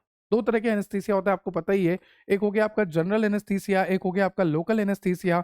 Local anaesthesia locally दिया जाता है, एक लोकल एरिया पे दिया जाता है। जैसे मान लीजिए मैंने उस रेट के स्किन का सैंपल लेना है, तो मैं रेट के हैंड पर इस तरह से यहाँ पर इंजेक्शन दे दूंगा, लोकल एनेस्थीसिया, फिर छोटी सी बायोप्सी कर लूंगा, है ना, छोटा सा कट वगैरह लगा लूंगा, अपना काम कर लूंगा, कोई दिक्कत नहीं है। पर अगर मुझे रेट में कोई सर्जिकल प्रोसीजर करना है तो उसके लिए तो मुझे जनरल एनेस्थीसिया देना पड़ेगा, रेट को पूरा ही बेहोश करना पड़ेगा। ठीक है, तो एनेस्थीसिया क्यों देते हैं? ताकि दर्द चला जाए, पेन का पता ना लगे, सेंसेशन ना हो। सुन पड़ जाता है वो इलाका, ना दर्द पता लगता है ना सेंसेशन होता है। और अगर लोकल एनेस्थीसिया दे रहे हो, लोकल एनेस्थीसिया में चूहा देख रहा है, लोकल एनेस्थीसिया दे दिया, चूहे को दर्द तो नहीं हो रहा पर चूहा देख रहा है कि ये लोग कुछ तो कर रहे हैं मेरे साथ, है ना। और जनरल एनेस्थीसिया में चूहे को बेहोश ही कर दिया, फिर वो कुछ नहीं देख पाएगा, भाई जो करना है कर लो, चीर फाड़। ठीक है, तो लोकल एनेस्थीसिया में कॉन्शियसनेस नहीं जाती और जनरल एनेस्थीसिया देने पर कॉन्शियसनेस भी चली जाती है। तो यहाँ पर ओवरऑल लिखा है, ओवरऑल, कि सम टाइम कॉन्शियसनेस चली जाती है। और आपको पता है कि एनेस्थीसिया का असर रिवर्सिबल होता है। जब हमारा प्रोसीजर खत्म हो जाता है तो धीरे धीरे धीरे धीरे धीरे धीरे समय के साथ एनेस्थीसिया का असर भी खत्म होते रहता है। और एनेस्थीसिया बहुत ही प्रॉपर अमाउंट में दिया जाता है वेटेरिनियन से, वेटेरिनरी, रुक जाओ, वेटनरी वाले से कंसल्ट करके, है ना, ताकि हमें डोज का पता रहे कि कितना डोज देना है। ज़्यादा दे दिया तो वो वैसे भी पहुंच जाएगा ऊपर। क्लियर? तो क्यों देते हैं हम एनेस्थीसिया? ताकि पेन को एलिमिनेट कर सकें, किसी भी एनिमल को डिस्कम्फर्ट ना हो, उसको स्ट्रेस ना हो, फियर ना हो, वो इमोबलाइज हो जाए। साथ ही साथ वो अलाउ करे कि हाँ भाई कर लो, अब तो मैं हिल डुल सकता ही नहीं हूँ, कर लो अब सर्जिकल प्रोसीजर, कर लो अपना एक्सपेरिमेंटल वर्क, है ना। और एनिमल वेलफेयर को प्रोटेक्ट करने के लिए, क्योंकि मैं एनेस्थीसिया दूंगा तभी मेरे को एक्सपेरिमेंट करना है, ऐसा थोड़ी ना बिना एनेस्थीसिया दिए उसको काटना शुरू कर दिया, कितना दर्द होगा उसको। तो एनिमल वेलफेयर को प्रोटेक्ट करने के लिए भी हमें एनेस्थीसिया देना जरूरी है। तो एनेस्थीसिया एक तरह की रिवर्सिबल कंडीशन होती है जहां पर एनिमल जो है अपना सेंसेशन, दर्द, परसेप्शन थोड़ी देर के लिए खो देता है समय के साथ, पर ये एक रिवर्सिबल कंडीशन है तो ये वापस आ जाती है। ठीक है, आगे चलें। समझ में आया एनेस्थीसिया? तो कई तरह से एनेस्थीसिया है, जैसे कि जनरल एनेस्थीसिया, लोकल एनेस्थीसिया, फिर इनहेलेशन। ठीक है, इनहेलेशन एनेस्थीसिया। और जब ये इनहेलेशन के इक्विपमेंट ना हो तब उसके लिए फिर हमें क्या करना पड़ेगा? इंजेक्टेबल एनेस्थीसिया देना पड़ेगा। Use when gas equipment is unavailable. तो डिफरेंट टाइप ऑफ एनेस्थीसिया होता है, local anaesthesia, general anaesthesia, inhalation anaesthesia और इंजेक्टेबल एनेस्थीसिया। क्लियर? ये सारा मैंने आपको बता दिया। नेक्स्ट है आपका फैक्टर अफेक्टिंग एनेस्थीसिया। एनेस्थीसिया को कौन कौन से फैक्टर अफेक्ट करते हैं, तो ध्यान से सुनना। सबसे पहले स्पीसीज और स्ट्रेन। हो सकता है रेट में अलग डोज जाएगा, हो सकता है, क्या होता ही है, रेट में, माउस में, रैबिट में, मंकी में, डॉग में, कैट में, सब में अलग अलग डोज दिया जाता है। तो स्पीसीज कौन सी है, स्ट्रेन कौन सा है, उसकी एज क्या है, उसका बॉडी वेट क्या है, इन सब पे डिपेंड करता है कि कितना एनेस्थीसिया देना है। पोसोलॉजी पढ़ी है ना फार्मास्यूटिक्स फर्स्ट सेमेस्टर में। ठीक है, फिर हेल्थ कंडीशन कैसी है, प्रोसीजर किस तरह का करना है, छोटा सा प्रोसीजर है, बायोप्सी करनी है तो लोकल एनेस्थीसिया दे दो। अच्छा, बड़ा प्रोसीजर है, सर्जिकल प्रोसीजर है, जनरल एनेस्थीसिया दे दो। ठीक है, फिर एनवायरमेंटल टेम्परेचर भी अफेक्ट करता है। जैसे अगर कोल्ड एनवायरमेंट है तो एनेस्थीसिया जो है, जो ड्रग है एनेस्थीसिया का, वो धीरे धीरे ब्रेक होगा। पर अगर हॉट एनवायरमेंट है तो वो एनेस्थीसिया का जो ड्रग है बॉडी में, वो जल्दी जल्दी ब्रेक होगा। ठीक है, फिर स्ट्रेस लेवल भी देखना पड़ता है। तो ये सारे फैक्टर है जो कि एनेस्थीसिया को अफेक्ट करते हैं। फिर precautions. Animal must be healthy and fasted if required. Animal जो होता है हेल्दी होना चाहिए, और अगर आपको जरूरत है कि हाँ फास्टिंग नॉन फास्टिंग, तो उसको देख लो, भूखा रहना है नहीं रहना है वो देख लो। फिर उसकी ब्रीथिंग मॉनिटर करो, हार्ट रेट मॉनिटर करो, रिफ्लेक्सेस मॉनिटर करो। जब भी एनेस्थीसिया देते हैं तो ब्रीथिंग को भी मॉनिटर करना चाहिए कि सांस ले रहा है ना सही से, एकदम खत्म तो नहीं हो गई, हार्ट रेट सही काम कर रही है ना, रिफ्लेक्स वगैरह ठीक ठाक दे रहा है ना। फिर वहां पर हम उसे ऐसे टच करके भी देखते हैं कि सेंसेशन हो रहा है। जैसे मुझे लोकल एनेस्थीसिया दिया था तब मुझे ऐसे टच कर करके हो रहा है, सेंसेशन हो रहा है, दर्द का पता लग रहा है। जब तक दर्द चला नहीं जाता, जब तक सेंसेशन चला नहीं जाता, तब तक प्रोसीजर को स्टार्ट नहीं कर सकते। मेंटेन बॉडी टेम्परेचर, क्योंकि बॉडी टेम्परेचर अफेक्ट हो गया तो फिर देखो ड्रग जो है जल्दी ब्रेक हो सकती है, धीरे धीरे ब्रेक हो सकती है। प्रॉपर डोज हमें पूछना है, अप्रूव करवाना है वेटेरियन, फिर वही हो गया वेटेरिनरियन, वेटेरिनरियन से, वेटेनरी वाले से बात खत्म। ठीक है, तुम बोल के देखना एक बार। फिर नेक्स्ट है maintain sterile condition, obviously sterile condition maintain करनी ही पड़ेगी, फ्री फ्रॉम कंटामिनेशन, और कीप इमरजेंसी सपोर्ट रेडी, अगर कुछ भी दिक्कत होती है तो इमरजेंसी सपोर्ट तैयार रखो। क्लियर? आगे चलते हैं। नेक्स्ट आपको दे रखा है कॉमन ड्रग, आपको दे रखी है कीटामिन और जाइलेजिन, ये इंजेक्ट करते हैं हम माइस, रेट और रैबिट में। फिर गैशियस, जो गैस वाला मैंने आपको बताया था, जैसे कि isoflurane used in most lab animals through a mask और चैम्बर, आइसोफ्लूरेन, ठीक है। फिर है आपका पेंटोबार्बिटल, इसको इंजेक्ट किया जाता है, ये बहुत ही अच्छा स्ट्रॉन्ग एनेस्थेटिक होता है रोडेंट्स के लिए और स्मॉल एनिमल्स के लिए। अब मॉनिटर कैसे करना है, उनकी हार्ट रेट देखो, उनकी ब्रीथिंग रेट देखो, उनके रिफ्लेक्सेस देखो, है ना। फिर उनकी टॉय को पिंच करो, टेल को पिंच करो, ताकि पता लगे कि एनेस्थीसिया का असर कितना गहरा है। अगर दर्द हो रहा है मतलब अभी एनेस्थीसिया का असर नहीं हुआ, दर्द नहीं हो रहा, गया भाई एनेस्थीसिया का असर हो गया। फिर नेक्स्ट आपको दे रखा है यूथेंसिया। अब देखो, अगर मैं एक्सपेरिमेंट कर रहा हूं और एक्सपेरिमेंट करते दौरान एनेस्थीसिया का असर चला गया, चूहा तड़प रहा है, बहुत भयंकर तड़प रहा है कोई भी एनिमल, तो हमें उसे पेनलेस डेथ देनी पड़ती है, हमें उसे वहीं पर सेक्रीफाइस करना पड़ता है। किसी में डिजीज फैल गई है, किसी में ड्रग का इफेक्ट खराब आ गया है, कोई बहुत ही दर्द में तड़प रहा है, तो उन कंडीशंस में हमें पेनलेस डेथ देनी पड़ती है, यूथेंसिया देना पड़ता है, उसको मारना पड़ता है, वहीं किल करना पड़ता है, खत्म करना पड़ता है। जैसे यहाँ पर लिखा है, क्यों देते हैं यूथेंसिया, क्यों देते हैं ह्यूमेन, ह्यूमेन का मतलब होता है काइंड और gentle death, painless death, painless termination क्यों किया जाता है, क्योंकि उनको दर्द से बचाया जाए, डिस्ट्रेस से बचाया जाए, मारना ही पड़ेगा वरना वो तड़प तड़प के मरेंगे, इससे अच्छा है कि उनको पेनलेस डेथ देती जाए, ठीक है, टू अवॉइड अननेसेसरी सफरिंग। बेचारे वो तड़प रहे हैं, तड़प तड़प के मर रहे हैं, हमसे देखा नहीं जा रहा, हमने एक ही बार में, ठीक है। To obtain tissue sample ethically, अब ये तो देखो गलत बात है, मतलब क्या कह सकते हैं, किसी एनिमल को हमने यूथेंसिया कर दिया, मार दिया, अब उसको हम सेक्रीफाइस बोलेंगे, क्यों, क्योंकि उसका टिश्यू सैंपल हमें चाहिए था, ऑर्गेनो टेस्टिंग हमें करनी थी, हिस्टोपैथोलॉजिकल टेस्टिंग हमें करनी थी, तो उसको मार दिया, है ना। फिर to control disease spread, obviously disease spread ना हो, अगर डिजीज फैल गई हो तो डिजीज स्प्रेड ना हो, तो डिजीज के स्प्रेड को कंट्रोल करने के लिए हमें यूथेंसिया करना पड़ता है।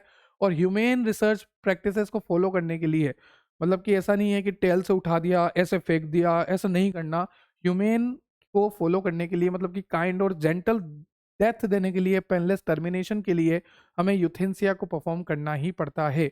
अभी यूथेंसिया कैसे कैसे करते हैं वो मैं आपको बताता हूँ। तो सबसे पहले आप देख सकते हैं यहाँ पर मेथड आपको दे रखा है एनेस्थेटिक ओवरडोज, जो भी आपका एनेस्थीसिया होता है उसका ओवरडोज आप कर दीजिए। कहाँ कहाँ पर यूज लेते हैं, माइस में, रेट में, रैबिट में। जैसे आपका पेंटोबार्बिटल है, मैंने आपको बताया पेंटोबार्बिटल देते हैं ताकि हम जो है शांत कर सके, है ना। पर अगर पेंटोबार्बिटल का मैं ओवरडोज दे दूंगा तो वो बेचारा वैसे ही मर जाएगा। तो सीधी बात है, पेनलेस डेथ देने का यही तरीका है कि जो आपका एनेस्थीसिया है उसका ओवरडोज कर दो, ठीक है। दूसरा तरीका क्या है कि उस माइस को, उस रेट को एक चैम्बर में बंद कर दो और उसमें CO2 गैस छोड़ दो। तो CO2 गैस जो है, जब वो लेता रहेगा उसका दम घुटता रहेगा, उसको नींद आती रहेगी, CO2 सेडेशन करता है और वो अपने आप चल बसेगा, ठीक है। तो आप क्या करेंगे, CO2 गैस को दे देंगे, आप क्या करेंगे, एनेस्थीसिया का ओवरडोज दे देंगे, आप क्या करेंगे, सर्वाइकल डिसलोकेशन भी एक तरीका है, पर इसके लिए बहुत ट्रेंड होना पड़ता है। सर्वाइकल डिसलोकेशन का मतलब होता है कि नेक को फटाफट ब्रोक कर दो, नेक को फटाफट ब्रोक कर दो, ठीक है। Neck is quickly broke to cause instant death, ठीक है। अब इंस्टेंट डेथ देनी ही पड़ेगी क्योंकि वो तड़प रहा है बेचारा।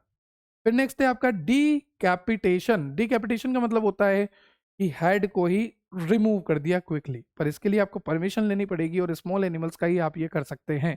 तो रेयर यूज किया जाता है, अप्रूवल ली जाती है, स्मॉल एनिमल पर ही आप ये कर सकते हैं, रोडेंट्स पर ही, कि हेड को रिमूव कर दिया क्विकली। फिर नेक्स्ट है बारबीचुरेट का इंजेक्शन दे दो, वही आपका बारबीचुरेट्स, मतलब कि वही आपका सिडेशन वाला, बहुत लॉन्ग डोज में अगर आप दोगे तो एनिमल जो है अनकॉन्शियस हो जाएगा और अपने आप धीरे धीरे डाई पीसफुली, है ना।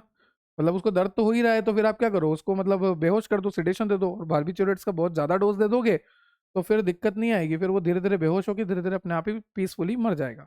तो ये सब हम क्यों कर रहे हैं, ताकि पेनलेस डेथ हो, रैपिड डेथ हो, उसको डर ना लगे, स्ट्रेस ना हो, है ना। और ये सिर्फ ट्रेंड पर्सनल्स ही करेंगे, जो प्रोफेशनल्स होते हैं, ट्रेंड पर्सनल्स होते हैं, वही ये काम करते हैं।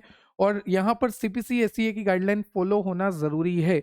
सीपीसीएसी की गाइडलाइन के अकॉर्डिंग ये होता है कि अगर तुम एनिमल पे एक्सपेरिमेंट कर रहे हो तो उसका पूरा ध्यान रखो, और अगर उसमें दर्द फैल गया, अगर उसमें during the experiment surgical procedure anaesthesia का असर चला गया, अगर वो तड़प रहा है, अगर उसमें डिजीज फैल गई है, तब जाके आपको यूथेंसिया करना है। ऐसा नहीं उठा के फेंक दिया, यूथेंसिया करना है, ठीक है। फिर proper disposal of animal remains, जो एनिमल की अस्थियां हैं उनको प्रॉपर डिस्पोजल करना पड़ेगा, ठीक है। क्लियर? तो एनेस्थीसिया और यूथेंसिया में डिफरेंस दे रखा है।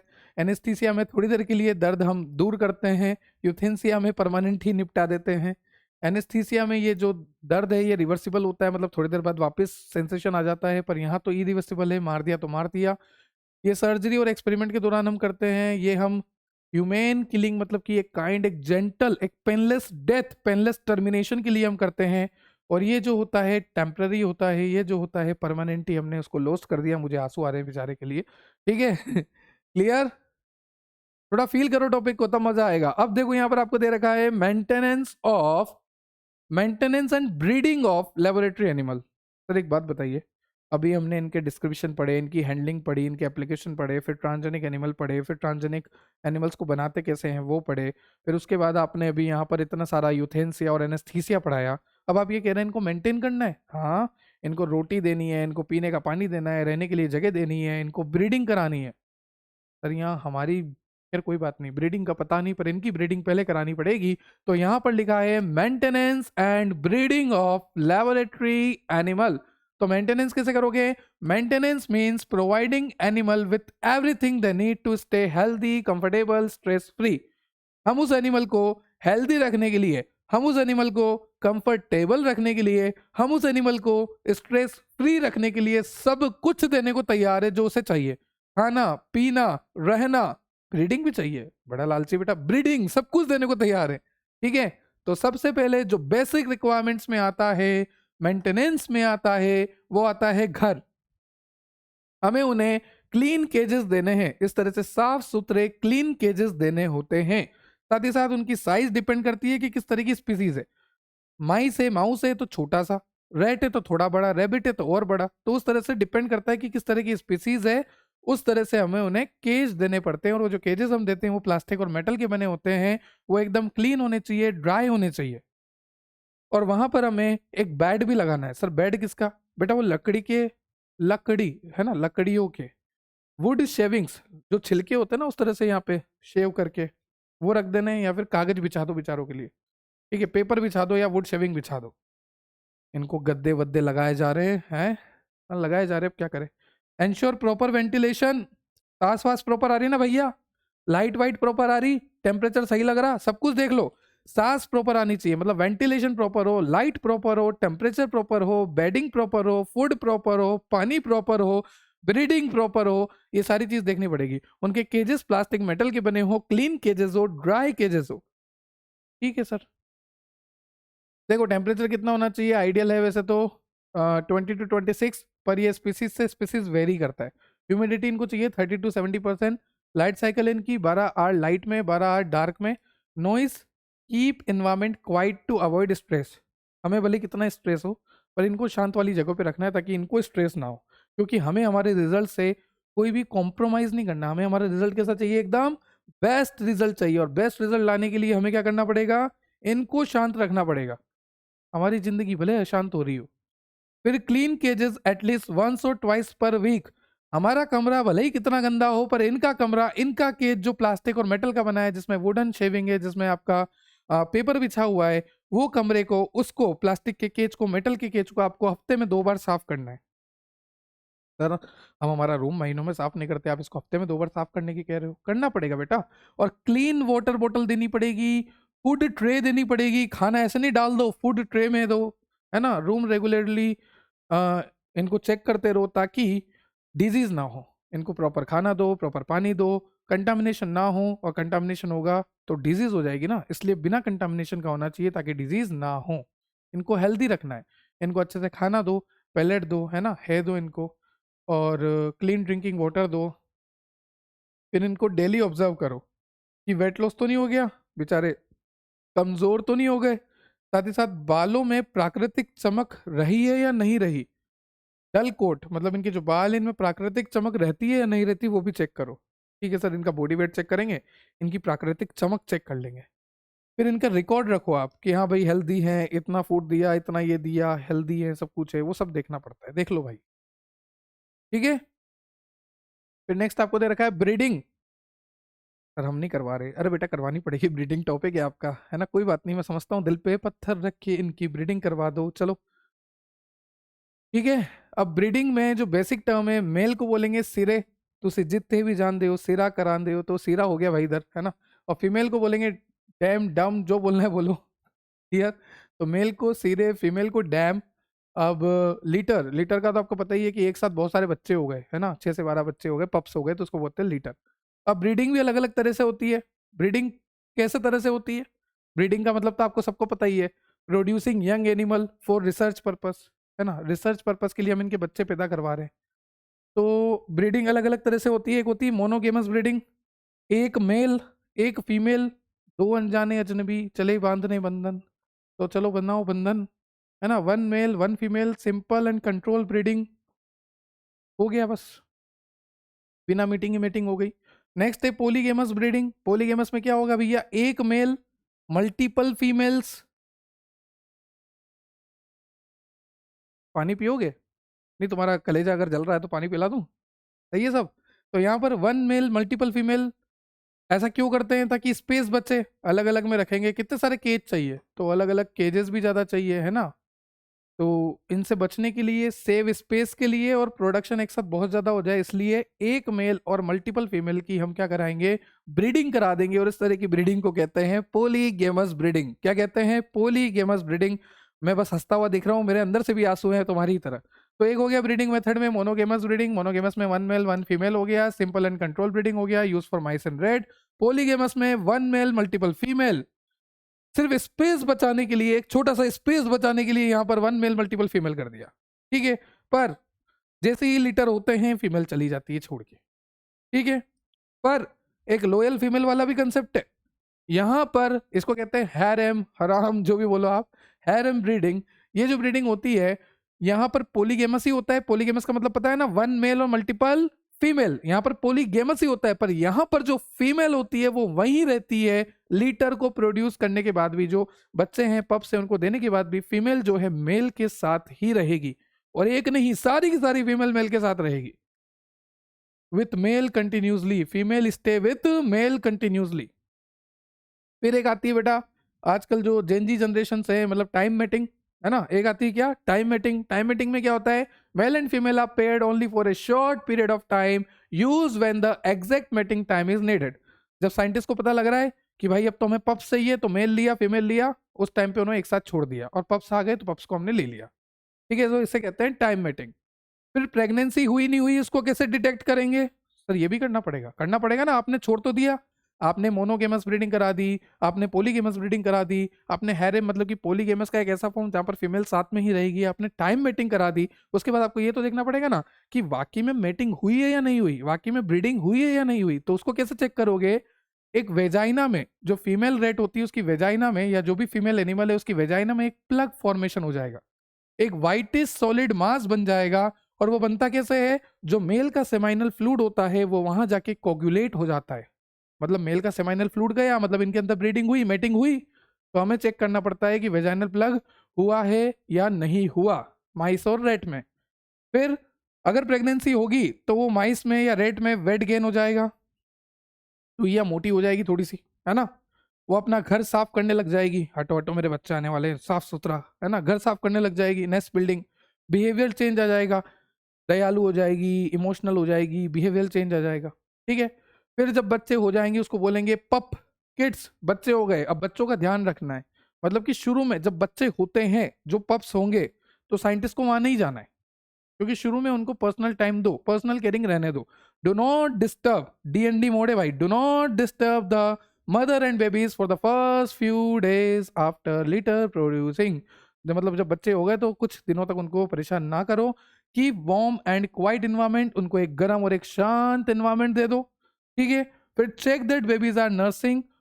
फिर हमें ये भी देखना है कि जो बच्चे पैदा हुए, वो जो माँ है उनकी, वो उन्हें दूध पिला रही है या नहीं पिला रही, तो मिल्क स्पॉट भी चेक करना है। ठीक है। जैसे आपने वेजाइनल प्लग चेक किया था, क्या दिन देखने पड़ रहे हैं। हाँ ठीक है, मतलब करना ही पड़ेगा। फिर रिकॉर्ड रखो कि हाँ भाई इतनी ब्रीडिंग कराई थी, मोनोगेमस कराई थी, पॉलीगेमस कराई थी, टाइम मीटिंग कराई थी, इतने पप्स बने, और इतने पप्स में इतने हेल्दी पप है, इतने अनहेल्दी पप है, इतने पप्स जो हैं बहुत ही अच्छे हैं, इतने नहीं है। ये सारी चीजें हमें आपको रिकॉर्ड में लिखनी पड़ेगी। फिर उसी अकॉर्डिंग हम हमारे एक्सपेरिमेंट को प्लान कर सकते हैं ना, कि भाई हमें इतने पप्स चाहिए, चलो ले आओ, हमारे पास हैं। फिर एथिकल कंसिडरेशन, हमें सारी चीजें फॉलो करनी है, जैसे IAEC की गाइडलाइंस हमें फॉलो करना है, CPC-SEA की गाइडलाइंस हमें फॉलो करनी है, साथ ही साथ लोकल एनिमल वेलफेयर की अथॉरिटीज की जो भी गाइडलाइन है उनको हमें फॉलो करना है, सबको फॉलो करना है। साथ ही साथ अवॉइड ओवर क्राउडिंग और अननेसेसरी ब्रीडिंग। ऐसा नहीं है कि भाई तुम्हें बहुत ज्यादा पप्स चाहिए होते थे तो तुमने एक मेल को 100 फीमेल के साथ रख दिया, या 10 मेल 10 फीमेल एक साथ कर दी। ये ओवर क्राउडिंग मत करना। जो भी गाइडलाइंस है उन गाइडलाइंस को फॉलो करते हुए ही आपको ब्रीडिंग करानी है। ओवर क्राउडिंग नहीं करानी, अननेसेसरी ब्रीडिंग नहीं करानी। और अगर कोई इंजर्ड एनिमल है जिसको चोट वगैरह लगी है, अगर कोई सिक एनिमल है जो बीमार है, उनको अलग रखो। इंजर्ड को अलग रखो, बीमार को अलग रखो, हेल्थी ब्रीडिंग चलने दो। फिर अगर कोई बेचारा परेशान है तो यूथेनाइज करना है, अच्छी बात है, यूथेनाइज करो, यूथेंसिया दो, पर अप्रूव्ड गाइडलाइन के अनुसार। क्लियर? चलिए, नेक्स्ट आपको दे रखा है CPC-SEA की गाइडलाइन। तो CPC-SEA की फुल फॉर्म सुनो, सबसे पहले ये पूछी जाती है, 2 नंबर में पूछ लेते कभी कभी। तो CPC-SEA का मतलब होता है committee for the purpose of. एक ऐसी कमिटी जिसको बनाया गया है, जिस उद्देश्य से बनाया गया है, वो उद्देश्य क्या है वो देखेंगे। Committee for the purpose of, इस कमिटी को बनाया गया है क्योंकि उद्देश्य है। क्या उद्देश्य है? देखो, कंट्रोल करना है और सुपरविजन, मतलब कि देख रेख करनी है। देख रेख करूंगा और कंट्रोल करूंगा। अरे ऐसा नहीं, ऐसा करो। तो देख रेख करूंगा, कंट्रोल करूंगा कि किस तरह के एक्सपेरिमेंट एनिमल पे हो रहे हैं। सीधी सी बात है। तो committee for the purpose of control and supervision of experiment on animal. Committee for the purpose of control and supervision of experiment on animal. Clear? चलिए, तो अब ये जो CPC-SEA की गाइडलाइन है, इसमें वही सब है जो आपने शुरू से आखिरी में पढ़ा है। जैसे कि एनिमल को परेशान नहीं करना, एनिमल की हैंडलिंग अच्छे से करनी है, एनिमल को टेल से नहीं उठाना, एनिमल को बेस से सपोर्ट देना है, एनिमल पे अगर आपको एक्सपेरिमेंट करना है तो एनेस्थीसिया दो, अगर बड़ा प्रोसीजर करना है तो जनरल एनेस्थीसिया दो, छोटा सा प्रोसीजर करना है तो लोकल एनेस्थीसिया दो। उनका डोज जो है अच्छा होना चाहिए, उनकी ब्रीडिंग टाइम पे कराओ, उनको हाउस होल्डिंग अच्छी दो, उनको समय से पानी दो, खाना दो, उनकी हेल्थ अच्छी रखो, उनका रेगुलर चेकअप करते रहो। यही सब गाइडलाइन है, यही सब बोला गया है, यही सब देखा है। अब यहाँ पर एक और रूल है, वो है 3RS प्रिंसिपल, जो कि आप आगे जाके एम फार्मेसी सेकंड सेमेस्टर में भी पढ़ोगे। और ये जो ट्रांसजेनिक एनिमल के रोल पढ़ा है ना, ये भी आगे जाके एम फार्मेसी सेकंड सेमेस्टर में है ना। तो ये 3RS प्रिंसिपल को भी इन्होंने दिया था। अब 3RS प्रिंसिपल को ये प्रमोट करना चाहते हैं। मतलब कि क्या होता है, एक होता है रिप्लेसमेंट, एक होता है रिडक्शन, एक होता है रिफाइनमेंट। 3R का मतलब होता है, एक का मतलब रिप्लेसमेंट, एक का मतलब रिडक्शन, एक का मतलब है रिफाइनमेंट। अब इसका मतलब समझते हैं हम धीरे धीरे। रिडक्शन, रिफाइनमेंट और रिप्लेसमेंट। सबसे पहले बात करते हैं रिप्लेसमेंट की, कि अगर एक्सपेरिमेंट तभी करो। CPC-SEA क्या कहते हैं कि एक्सपेरिमेंट तभी करो जब जरूरत हो। मतलब कि अपना पर्सनल स्किल डेवलप करने के लिए एनिमल को परेशान मत करो। जैसे मैं अपनी एक्सपीरियंस बढ़ाने के लिए एनिमल को ऐसे ही छेड़छाड़ कर रहा हूँ, परेशान कर रहा हूँ, है वो मत करो। अगर जरूरत है तो करो। और अगर आपको अल्टरनेट मिलता है, अल्टरनेट मेथड मिलता है, जैसे टिश्यू ले लो, या आप 3D सेल कल्चर करा लो, है ना, ऑर्गन, और भी कई तरह के मेथड है जो आप आने वाले सेमेस्टर में पढ़ोगे, जैसे 3D सेल कल्चर हो गया, ऑर्गन ऑन ए चिप हो गया। तो ये जो अल्टरनेट मेथड्स है, अगर आप इनसे कर सकते हो तो एनिमल का यूज मत लो, एनिमल को पूरी तरह से रिप्लेस कर दो। और फिर भी अगर आपको लगता है कि एनिमल का यूज लेना बेहद जरूरी है तो रिडक्शन करो। अगर 5 चाहिए तो 5 ही लो, ऐसा नहीं है कि 7 ले लिया आपने, एक्स्ट्रा में भी ले लिए। तो रिडक्शन करो, जितना चाहिए उतना ही लो।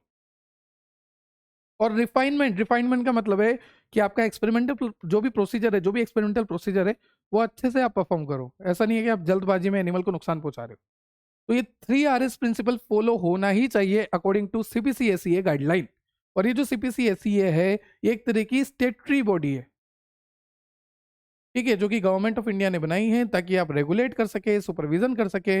एनिमल के ऊपर जो भी रिसर्च हो रही है, जो भी टेस्टिंग हो रही है, उनको कंट्रोल करना, उनका सुपरविजन करना, इसलिए बनाया गया है CPC-SEA गाइडलाइन।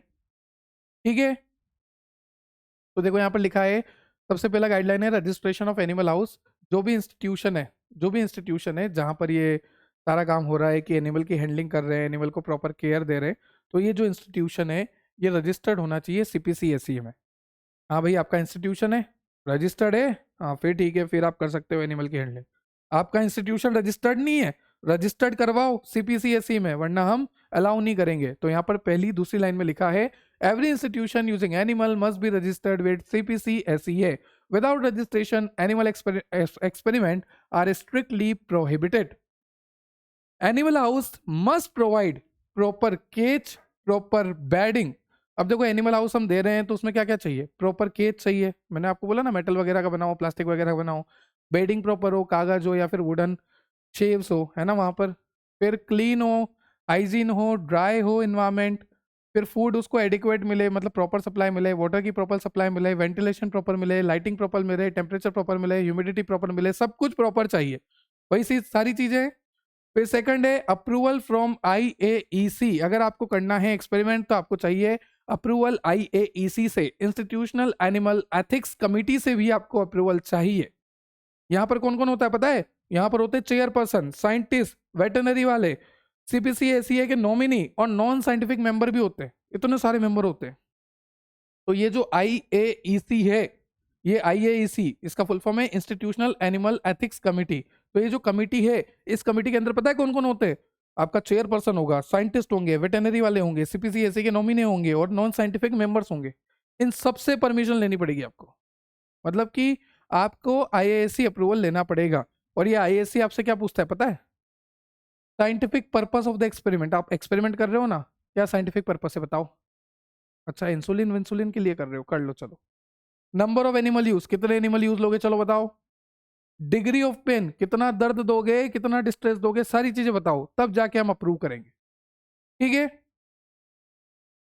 फिर नेक्स्ट है पर्पस ऑफ यूजिंग एनिमल। तो आपको क्या करना है, आपको मेडिकल, फार्मास्यूटिकल, बायोलॉजिकल रिसर्च करनी है, ड्रग की टेस्टिंग करनी है, वैक्सीन की टेस्टिंग करनी है, केमिकल की टेस्टिंग करनी है, ट्रेनिंग के लिए, टीचिंग के लिए, किस लिए आपको चाहिए। और अगर आपको एनिमल चाहिए तो क्या इसका कोई अल्टरनेटिव मेथड नहीं है, अगर है तो अल्टरनेटिव मेथड यूज करो, नहीं है अल्टरनेटिव मेथड तो आप ये यूज करो।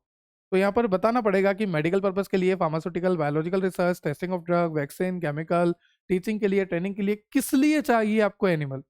अननेसेसरी या फिर repeated use of animal not allowed. फालतू का यूज मत करो और बार बार रिपीट मत करो टेस्ट को जब रिजल्ट आ गया तो। क्लियर। फिर नेक्स्ट है आपका 3R प्रिंसिपल, जो मैंने आपको बता ही दिया, इसको भी फॉलो करना पड़ेगा। फिर नेक्स्ट है सिलेक्शन ऑफ एनिमल। आपको पता ही है कि जो स्पीसीज है वो अलग अलग स्पीसीज अलग अलग टेस्टिंग के लिए होती है। जैसे कार्डियोवेस्कुलर स्टडी के लिए डॉग हो गया, है ना, न्यूरोलॉजिकल स्टडीज के लिए आपका क्या बोलते हैं उसको, बिल्ली को, कैट हो गया, है ना, कैट और रेट में कंफ्यूज हो गया था, कैट हो गया। और एक बात यहाँ पर साफ साफ लिखी है कि एंडेंजर्ड स्पीसीज को यूज मत करो। एंडेंजर्ड स्पीसीज का मतलब है कि ऐसी प्रजाति जानवरों की जो बिल्कुल विलुप्त होने वाली है। एक तो वो वैसे ही विलुप्त होने वाली है, आप उनको उठा के एक्सपेरिमेंट करके अलग मार दोगे तो वैसे ही विलुप्त हो जाएगी, हमारे नेचर से वो जा चुकी है। ऐसी कितनी ही है प्रजातियां, जैसे पैसेंजर पीजन, पैसेंजर पीजन भी जो है एक्सटिंक्ट हो चुकी है। ठीक है। तो ऐसी कितनी ही प्रजाति होती है जो एक्सटिंक्ट हो चुकी है। तो हमें एंडेंजर्ड स्पीसीज का यूज नहीं लेना है। ऐसी स्पीसीज जो कि खतरे में है, जिसका एक्सटिंक्शन होने वाला है, जो विलुप्त होने वाली है, ऐसी स्पीसीज को हम यूज नहीं ले सकते। फिर एनिमल को सुटेबल टेम्परेचर दो, ह्यूमिडिटी दो, डे नाइट साइकिल दो, बैलेंस पैलेट डाइट दो, क्लीन ड्रिंकिंग वाटर दो, रेगुलर वेटनरी हेल्थ मॉनिटरिंग, मतलब कि रेगुलर उसका चेकअप करो, बॉडी वेट चेक करो, बताया ना मैंने आपको सारी चीजें, वही सब लिखी हुई है यहाँ पर। उसके बाद आपको लिखा हुआ है कंडक्ट ऑफ एक्सपेरिमेंट। तो आपको बताया है कि एनेस्थीसिया और एनाल्जेसिक, एनाल्जेसिक एनाल्जेसिक बोल लो, है ना, एनाल्जेसिक जो कि दर्द को कम करती है, तो एनेस्थीसिया एनाल्जेसिक देनी पड़ती है। Rough handling and cruelty are strictly prohibited. ऐसा नहीं है कि ऐसे उठा के फेंक दिया, क्रूल्टी कर रहे हो, ऐसा नहीं करना, क्रूल्टी नहीं करनी, अत्याचार नहीं करना उसके ऊपर, ड्रग का ओवरडोज दे दिया फेंक दिया, ऐसे नहीं करनी। तो रफ हैंडलिंग, ऐसे ऐसे हैंडल कर रहे हैं, ऐसे पूछ से उठा रहे हैं, तो रफ हैंडलिंग नहीं करनी है और क्रूअल्टी नहीं करनी उनके ऊपर। Animal should continuously observe during and after experiment, experiment के दौरान भी और एक्सपेरिमेंट होने के बाद भी एनिमल को कंटिन्यूस मॉनिटर करना है कि इसमें हार्ट रेट क्या है, ब्रीथिंग रेट क्या है, इसके रिफ्लेक्सेस क्या है, इसमें कोई दिक्कत तो नहीं आ रही। फिर नेक्स्ट है आपको यूथेंसिया। यूथेंसिया आपको पता ही है, पेनलेस डेथ देना पड़ेगा, तो यूथेंसिया देना पड़ेगा। नेक्स्ट आपको दे रखा है सभी चीज का रिकॉर्ड रखना है। CPC-SCA has the authority to inspect animal house, क्योंकि जो CPC-SCA है और जो IAEC है वो कभी भी आपके एनिमल हाउस पे आ सकती है। बताओ रिकॉर्ड दिखाओ। अच्छा, इतना एनिमल है आपके पास, फीडिंग कैसे दिखाई, फीडिंग कैसे कराई दिखाओ। सब कुछ आके चेक कर सकते हैं। और आपका अगर आपने रूल्स को फॉलो नहीं किया तो आपका सस्पेंशन हो सकता है, आपका कैंसलेशन हो सकता है रजिस्ट्रेशन का। तो ये जो सीपीसी एसीए है जो रजिस्ट्रेशन करवाता है वो आके चेकिंग भी कर सकता है और आपके रजिस्ट्रेशन को, आपके अप्रूवल को, आपके जो भी अगर आपने रूल्स को फॉलो नहीं किया तो आपको कैंसिल कर देगा, वो आपके रजिस्ट्रेशन को कैंसिल कर दिया जाएगा, सस्पेंड कर दिया जाएगा। क्लियर? फिर नेक्स्ट है आपका ट्रेनिंग ऑफ पर्सनल, मतलब कि जो भी बंदा है ऑब्वियसली वो ट्रेंड होना चाहिए। यूथेंसिया करना है तो ट्रेंड बंदा चाहिए, एनेस्थीसिया देना है तो ट्रेंड बंदा चाहिए, एनिमल की केयरिंग करनी है तो ट्रेंड बंदा चाहिए, एनिमल को हैंडलिंग करना है तो ट्रेंड बंदा चाहिए, ड्रग की स्टडी करनी है तो ट्रेंड बंदा चाहिए। तो personnel must be trained, animal handling, ethical practices, use of anaesthesia and euthanasia. Clear? तो ये है आपकी सीपीसी एसईए गाइडलाइन। और आज के लेक्चर में हमने पूरी यूनिट 1 को कवर कर दिया है। इसके बाद आपको 2 लेक्चर देखने हैं और वो लेक्चर में आपको पहले ही बता चुका हूं कौन कौन से लेक्चर हैं। इसके बाद के जो 2 लेक्चर हैं वो है एक तो आपका जीएलपी गुड लेबोरेटरी प्रैक्टिसेस और एक है आपका बायोएसए। बायोएसए याद है ना, लिविंग का टेस्ट करना। हम स्टैंडर्ड से कंपेयर करेंगे, बहुत इजी है, आपने पहले ही पढ़ रखा है दोनों, जीएलपी भी पढ़ रखा है, बायोएसए भी पढ़ रखा है। बायोएसए में principle, scope, limitation, advantage, different type of method, different type of bioassay, insulin का बायोएसए, 5-HT का बायोएसए, सब कुछ आप पहले ही पढ़ चुके हैं। जीएलपी आप पहले ही पढ़ चुके हैं। सीपीसी एसीए गाइडलाइन आपने पढ़ ली। मेंटेनेंस एंड ब्रीडिंग आपने करा दी लेबोरेटरी एनिमल की। एनेस्थीसिया और यूथेंसिया आपने पढ़ लिया। ट्रांसजेनिक एनिमल कैसे बनाते हैं, एप्लीकेशन क्या है, मेंटेनेंस क्या है, आपने पढ़ लिया। कॉमन लेबोरेटरी एनिमल की डिस्क्रिप्शन, हैंडलिंग, एप्लीकेशन आपने पढ़ ली। लेबोरेटरी एनिमल क्या होता है आपने पढ़ लिया। आज हमने यूनिट 1 का 1 शॉट लेक्चर बनाया है। आई होप आपको लेक्चर क्लियर हुआ होगा। मैं जानता हूं कि लेक्चर लेंदी हो गया पर समझना भी तो उतना ही जरूरी है, क्योंकि एग्जाम में लिखोगे क्या। ठीक है, तो बने रहिए, जुड़े रहिए, देखते रहिए डेप्थ ऑफ बायोलॉजी। और ये नोट्स आपको फ्री में मिलेंगे, वेबसाइट पे मिलेंगे। जाइए वेबसाइट विजिट कीजिए www.depthofbiology.com। ठीक है, have a nice day, have a good day. ऐसे ही सपोर्ट करते रहिए ताकि मैं और 1 शॉट लेक्चर आपके लिए लेकर आता रहूं। Subscribe and share for more. जय श्री राम। Thank you.